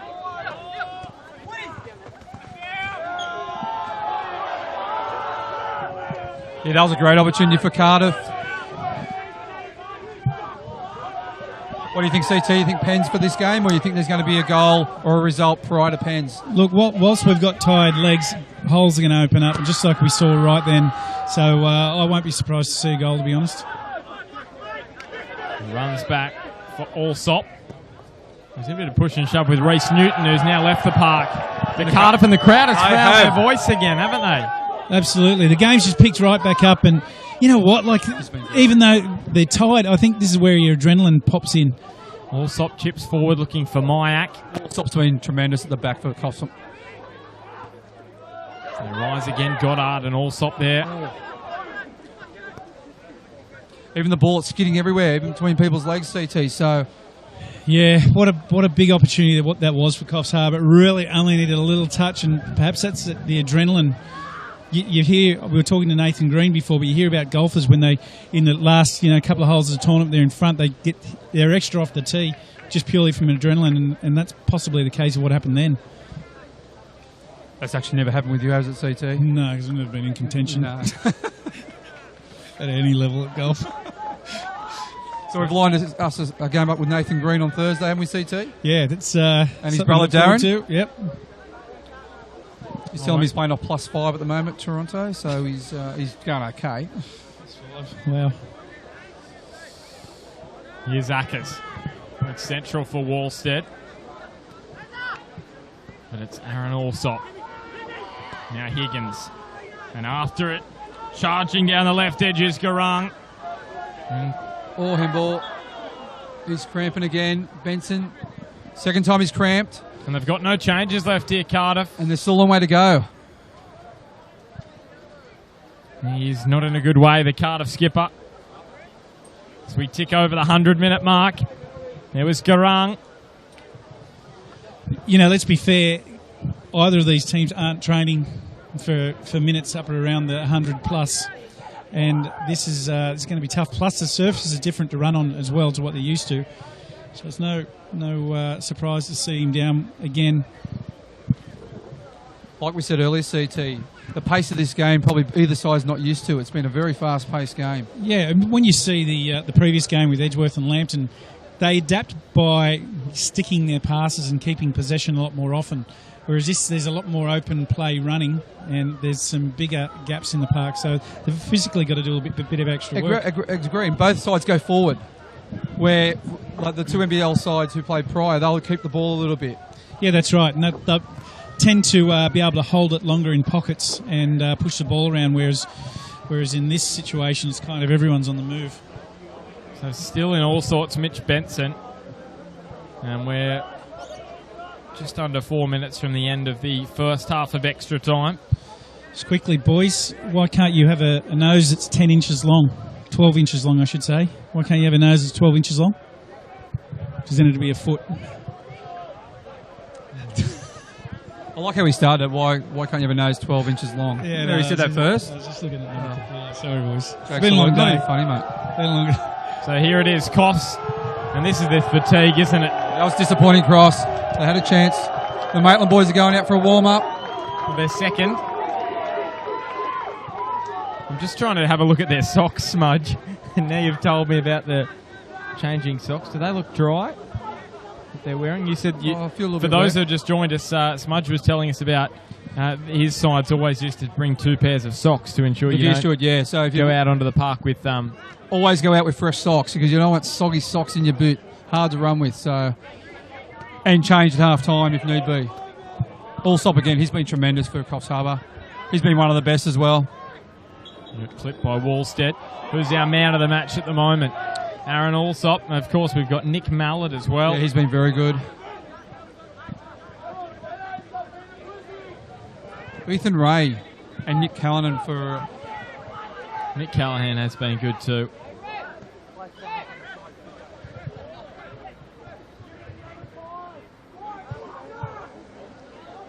Here he is, darting down the far side of the ground. Here's Digney. But I've just been corrected by Mark Wilson. It was 186 games for the Newcastle Breakers, Newcastle United. I think he's second on the list behind the great Andy V-Dub Roberts, the general, with about 250 odd, I think. It's Wallstead sends ball. one away again. He's already scored. He doesn't make it 2 because Josh Wiseman, we mentioned great players this afternoon. He's been one of them. Tremendous. And we said again, he sweeps very well at the back, like a Brad Swancott. And again, you need to keep the ball to feet. Ball's just skidding away. Here's Webster. It's been turned over. To be honest, you're looking at player of the match, and you know what? There hasn't been a bad player for either side. It's been played in great spirit, great intensity. And now Digney getting up the far side. He hasn't had too many touches, and Lockpo's just offside. And here's another player going. Well, here Owens is down with cramp now. Yeah, he's been down a few times with cramp. He's been tremendous today as well, hasn't he? Yeah, Darcy Owens. He sure has. He's made some great tackles at critical times as well. Like what Dean Phillips has done when he's come on. He's made his presence felt. He's definitely one of his strengths has always been directing traffic out in the park, and he's been doing that since he's come on. He's not the guy that would have gone front to back in extra time today, but he's been brought on at the right time.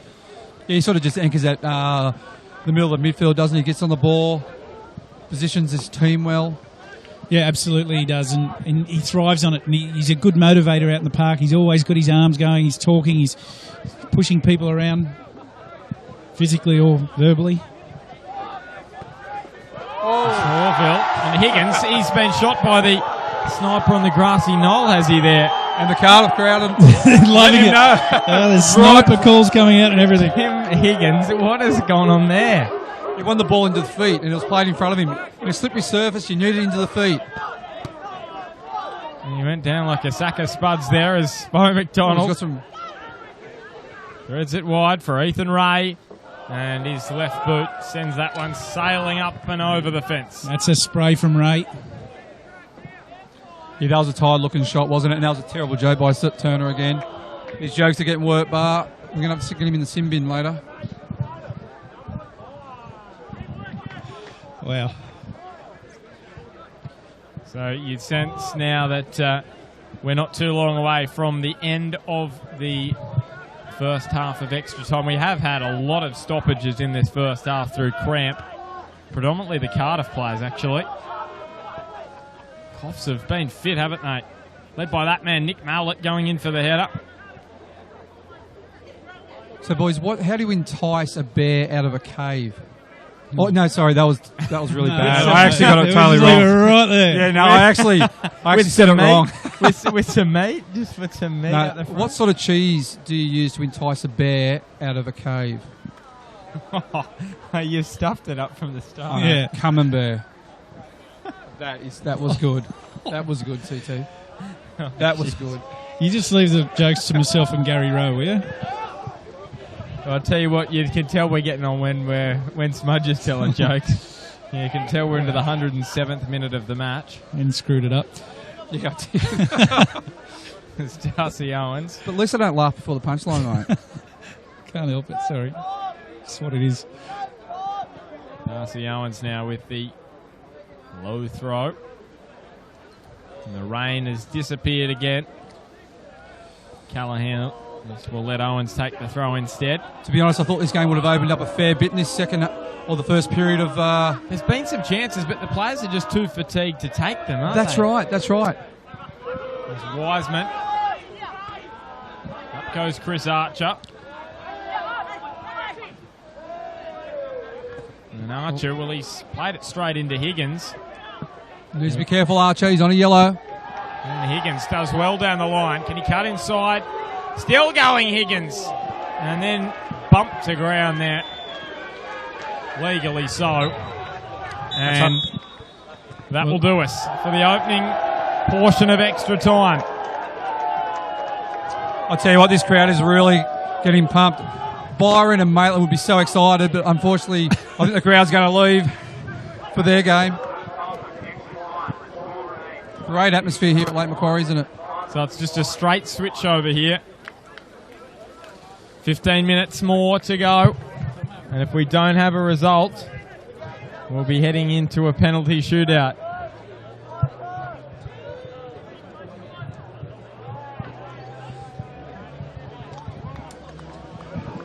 We have another special guest again. We've got guests all day, haven't we, Bart?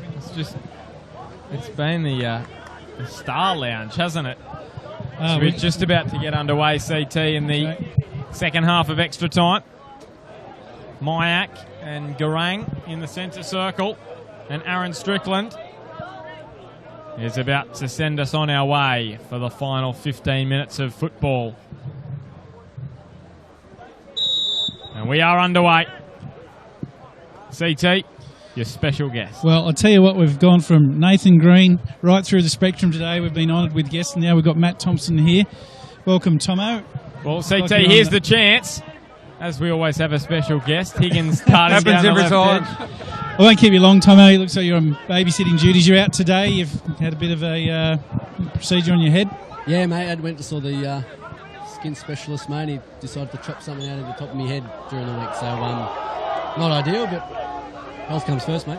Yeah, 100% it does. Now, your Maitland side, they take on Byron Bay. I'm guessing you wouldn't know a whole lot about these guys. But back onto your team, we had a chat to Phil Dando early. So you got a few players out, but you're still looking in good shape. Yeah, mate. Look, no secret we're missing a couple of players, but our starting 11 could very well start in our comp. So we're fairly comfortable with the team that we've got out there. We've got a few young boys on the bench, but they've been involved throughout the season anyway, mate. So with no issues for us today. Yeah, and we were just talking before about the impact of your boys have gone out, they've warmed up. This goes into extra time, possibly penalties. What's the mindset there? Mind over matter, mate, to be honest with you. You warm up for an extra 15 minutes. It doesn't matter. They've come back in. There's no difference there. I mean, once you start finding reasons to give yourself an excuse, mate, then it'll turn out in the game. So you warm up for an extra 15 minutes. So what? Yeah, and just finally, Tomo, you know, you'd expect your team's going to get a result today. That would be the expected result. If and when you do, we'll look forward to you coming back into this side and going as far as you can in the competition. How do you think it's had an impact on the local players and teams? Oh, it's been fantastic. I mean, you only got to have a listen to the crowd at the moment watching these two teams here, and everyone's got a chance. Everyone comes into the FFA Cup, regardless of who they play. They actually believe that they've got a chance, and Byron Bay have a chance today. But we have to make sure the first 5-10 minutes we put our foot on the game and let them know that they play in a league below us, and that's the way we should win. And Tomo, just quickly, you've been outstanding form for Maitland. Both CT and I picked you in the what did we pick him in? Team of the first team round. Of the first round. Sorry, it's been a long day already, Tomo. Mate, so when do you look like you're back on the park? Well, I was just having the conversation. If we have to play the midweek, I might have to go visit the doc a little bit early and figure out how and play that one because obviously we want to get into that 32. But mate, at the end of the day, I should be back the following weekend in a comp game. But missing today's game, but hopefully back with me if you have to. Yep. Yeah. Cheers. All right, thanks, Tomo. Appreciate your time. So Darcy Owens and just offside against Cardiff City. So another free kick goes the way of the Lions. Almost into the final 12 minutes of the match here. We are into the final 12 now. Nick Mallett. Oh, great change. He was just dispossessed by Callaghan, who took him by surprise. Wallstead. Well, he had no one with him. Guy Wallstead. The delivery of the ball was just a bit too firm. It was a great challenge by Nick Callaghan. And Smudge, Matt Thompson has been good, terrific for Maitland this year, hasn't he? Oh, he's been outstanding. That's why we both picked him in the team of the first round. You picked him at right fullback. I picked him in the centre of the park. That's right. By McDonald onto Callaghan. It's like him and Joe Wheelhouse have been standouts for their respective clubs. They sure have. Matt Thompson selected to play for Australia at right fullback by Pim Verbeek and would nominate himself as his... Well, here's Ray great rolling ball. it across. As his best Bo position. McDonald was there.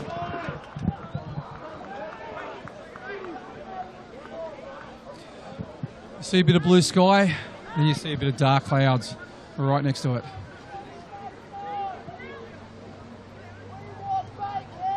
I'm just going to start singing for you, Smudge. I can see clearly now the rain has gone. But I don't want to put people through that as Bo McDonald wins his side of corner. Good pressure there from the former Jets youth player Bo McDonald. To be honest, this extra time has been so tight, hasn't it? Just a few slim chances. I thought it would have opened up, but both sides are pushing to the end. Well, here is Ray curling it in. Wiseman strong again. And Ray sends it back in, and it's fades just inside that near post.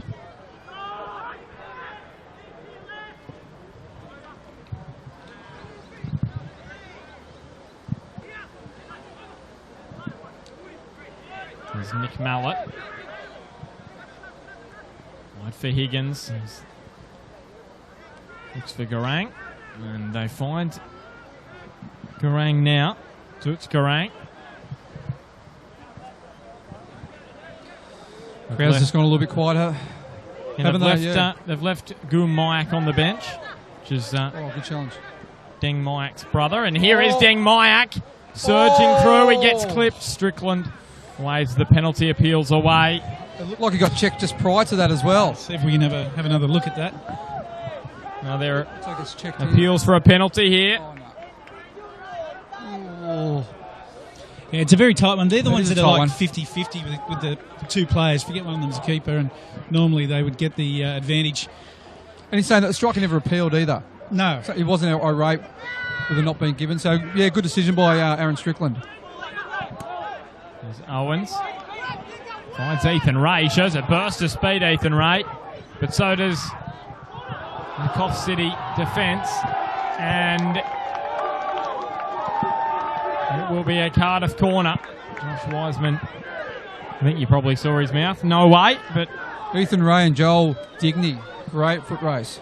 That run from Ray was made with determination. He really just had one thing on his mind, was to score a goal.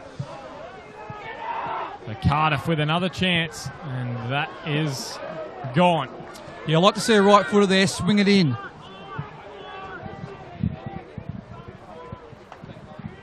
And they went with a left-footed option and didn't come off for them there. Yeah, we got tired legs, tired minds. You want to be swinging in at the keeper. The ball could go anywhere. Well, just a quick chat there to Rod Allen, head of the referees. He thought that decision was the correct one, 50-50. There's Callaghan. And again, you need to play the ball in the feet. The ball's going to skid on.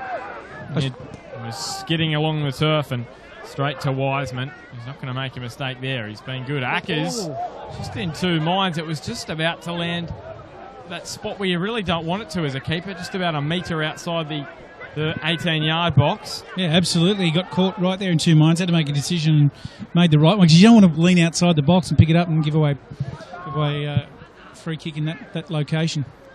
Allsop.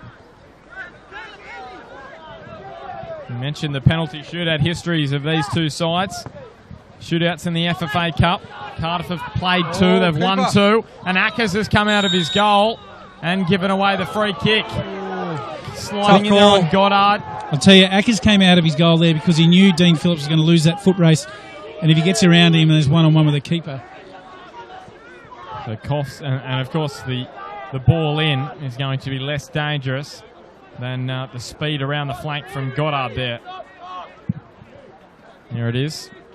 Joel Ackers making that decision that CT just talked you through, and here he is, Brent Turner. It was an age ago that he scored, and he curls that one in. It was from the penalty spot, and he clatters into Callahan, and Owens sinks his left boot through it. And Rigney has an air swing, majority of an air swing with the head. Just brushed him, and Callahan. Both set of players are looking tired at the moment. The ball getting stuck under their feet. Here's Goddard. He sends Garang down the left edge. And well defended by Chris Archer again. Water sliding up everywhere after the downpour. Probably in the last 5 minutes of the match. Of regulation time, that downpour. Still pretty damp out there. And here it is, straight to Ackers. Both keepers have been safe as houses today, haven't they? Yeah, superb. And considering that Ackers has only been beaten by a penalty. He did give the penalty, but both keepers have been superb.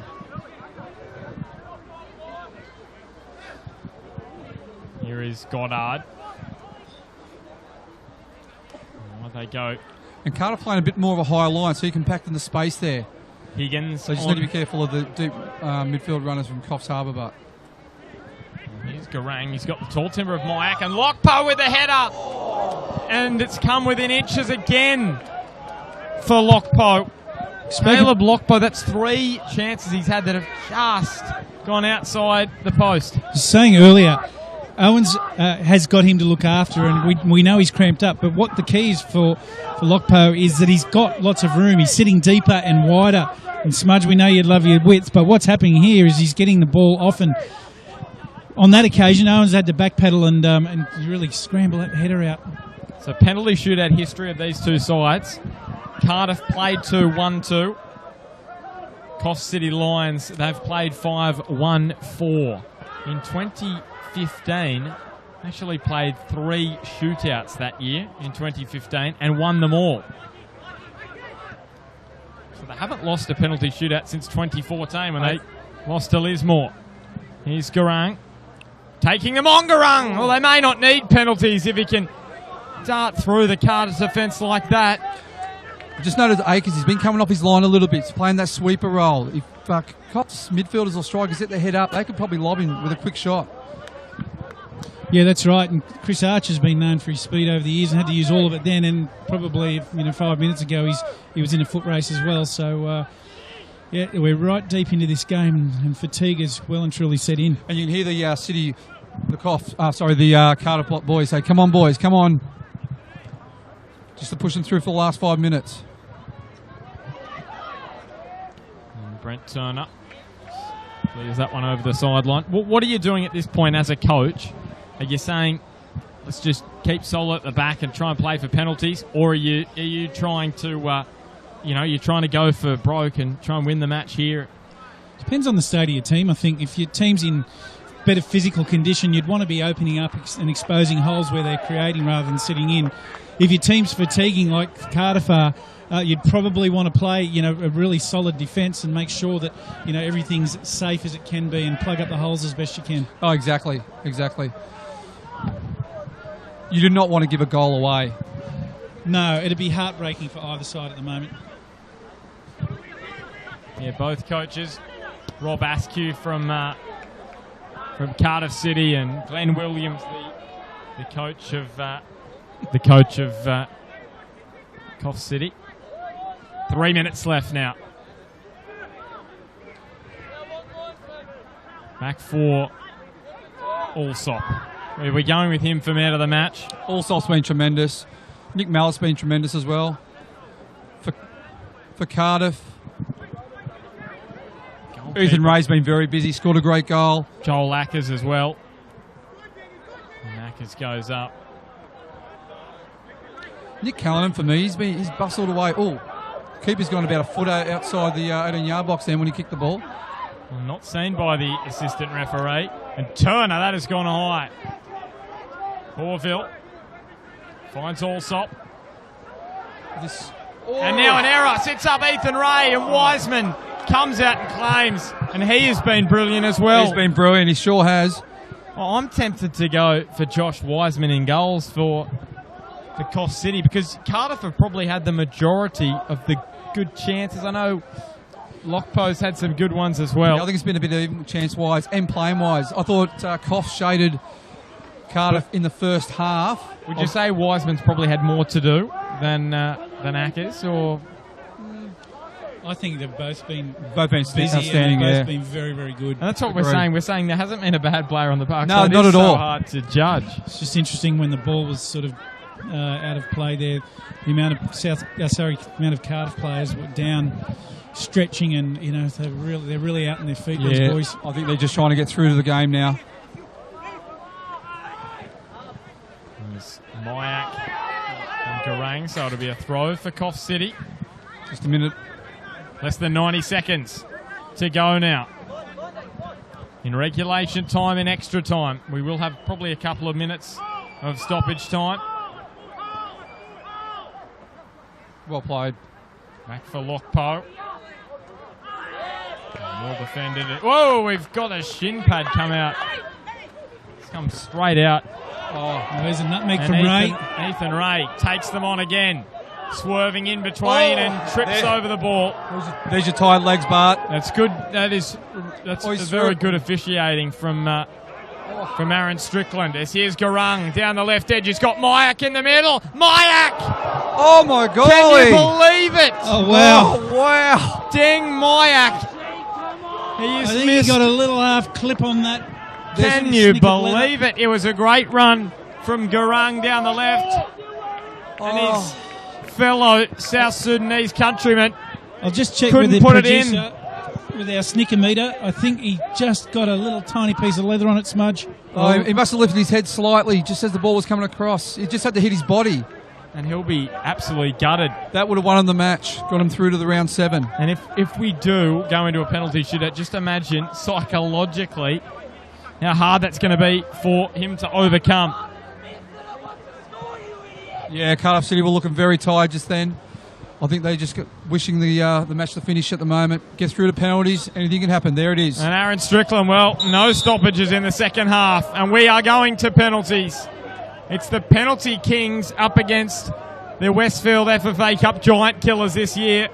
They've played 5 penalty shootouts across their time in the Westfield FFA Cup. Coffs City, they've won 4. Cardiff City, they've played 1 this year. They knocked over Dudley 5-4. Well, boys, what an entertaining game, CT. Get off your phone. What a great game.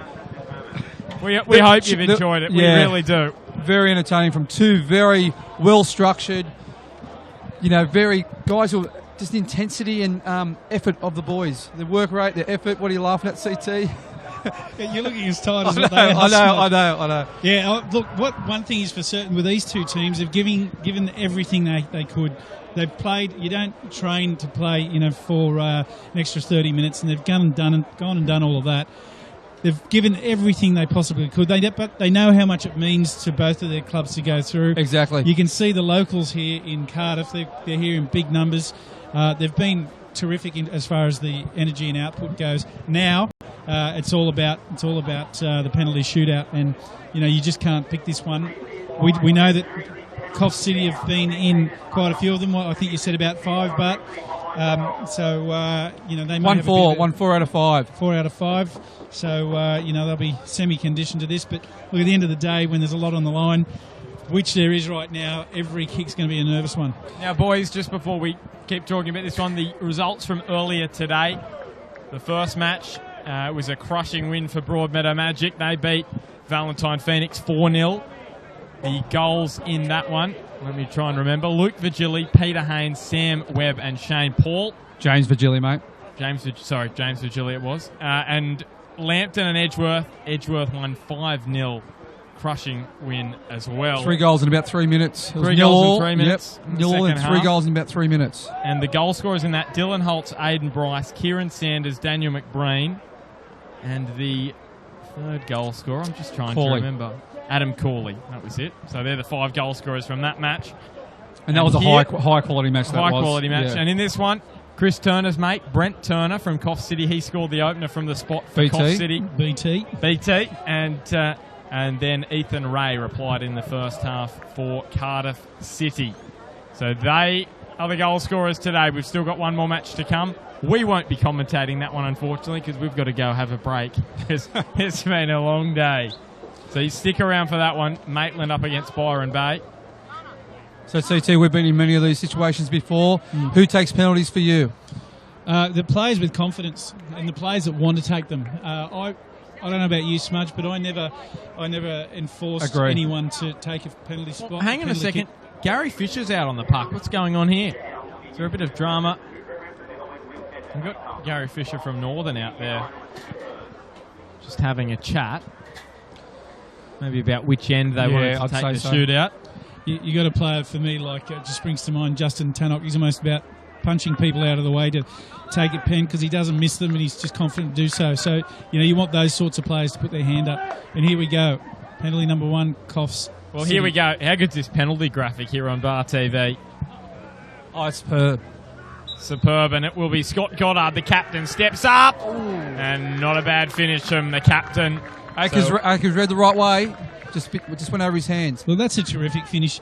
To this stage of the day, to put a ball in with that level of authority, he certainly knew what he wanted to do and where he wanted to put it. So 1-0, Coffs City. And what is the stat? 60% of sides that go first in the penalty shootout win. And that's why there's calls for the one side takes 1, the other side takes 2, and 2 and 2. Yeah, I don't mind that. So you alternate it like the tennis tiebreaker. Yeah. So David Webster is the next up. He was cramping during the match, but he has no issues from the spot. And look at the Cardiff fans behind the goals. They're going off their nut. Looks like they've had a few briskies during the game. And I think they've had more than a few. Yeah, they're well lubricated, the boys. And I guess what they're trying to do here is give their side every single little bit of extra, whatever they can give. And just extra motivation, encouragement. Yep, and then giving it to the opposition. So Tom Horville. How good's this? From behind the goals. Horville steps up. It goes the same way. Akers again. He nearly got it. He went the same way as Goddard. I'll tell you what. How good's that finish from behind the goal? The shot from behind the goal on camera. Yeah, this is quality. And tell you what, the boys at Bar TV here really stepped up in their area of the graphics department and the whole production to get these shots. Here we go. This is perfect. I've seen Chris Archer take a few penalties in his time. I won't comment until he... Former Magic man. So here we go. We'll get a different view of this penalty from Josh Wiseman's perspective, and Archer finishes. I was about to say Chris Archer. I've seen him take quite a few penalties in his time, and I've never seen him miss the penalty. He hit that with authority as well, and Wiseman, he couldn't really do too much about that, to be honest. So the penalties have been rock solid, 2-2. So Cardiff have gone for the arms around each other. Coffs aren't going that way. Joel Akers just going out to have a word or two. So Dut Karang, he put in the pass for his South Sudanese mate Deng Mayak to somehow miss. We'll see if he can finish from the spot. Oh, that is a perfect penalty from Dut Garang, straight in the top corner. What a neat finish that was. He's hit that one with some power and just the confidence you've got to have to put it in that position with that power is... it's very impressive. Guy Wallstead, he scored twice in the FFA Cup this year. South Cardiff 19s and 20s. I should say it's Dean Phillips who stepped up and saved. Wonderful save from Josh Wiseman. And the veteran Dean Phillips, he went low to the right And Josh Wiseman has picked it perfectly. Yeah, great save. He hit it quite well, but it sort of went down the middle a bit too close from Dean Phillips, and great save by the keeper. So here is Deng Mike. We said about that miss just right on full time. Look at the two difference in plays. Dean Phillips actually ran up to the spot to take the penalty. So Coffs with a chance to go up by 4-2. Cardiff blink first in the shootout. Yeah, Mayak just casually strolled up. Well, we'll see how that late miss affected him. Here he is, Mayak. Oh, great finish. Wonderful. Only a couple of steps. And that will be a huge relief for him. They're in the box seat, Coffs Harbour now. Well, here is Guy Wallstead now, the former South Cardiff under 19s and 23s player.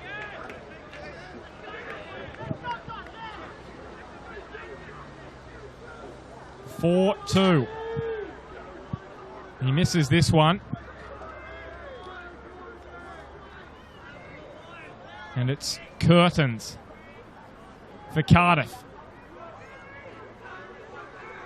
Huge moment for Josh Wiseman. So here he is. Wallstead, he places it over the bar. And the dream goes on for the Lions as they become the first side from the North Coast since 2014 to make it to round 7 of the Westfield FFA Cup. And they are now just one victory away from reaching the nationwide round of 32. And what a story that would be. No side from the North Coast has ever reached the national stage. And for the Cardiff Tigers, their fairy tale comes to an end in round 6. But everyone will remember their heroics in the last round when they were the first side to knock over NPL opposition in the northern stage of the FFA Cup. Yeah, heartbreak for Cardiff, but congratulations to Coffs Harbour. A very even, tight game. It was a great effort, and congratulations to both set of players.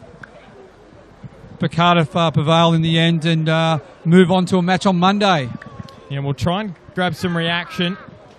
As we mentioned, we've got that Maitland and Byron game coming up straight after this. 4-2.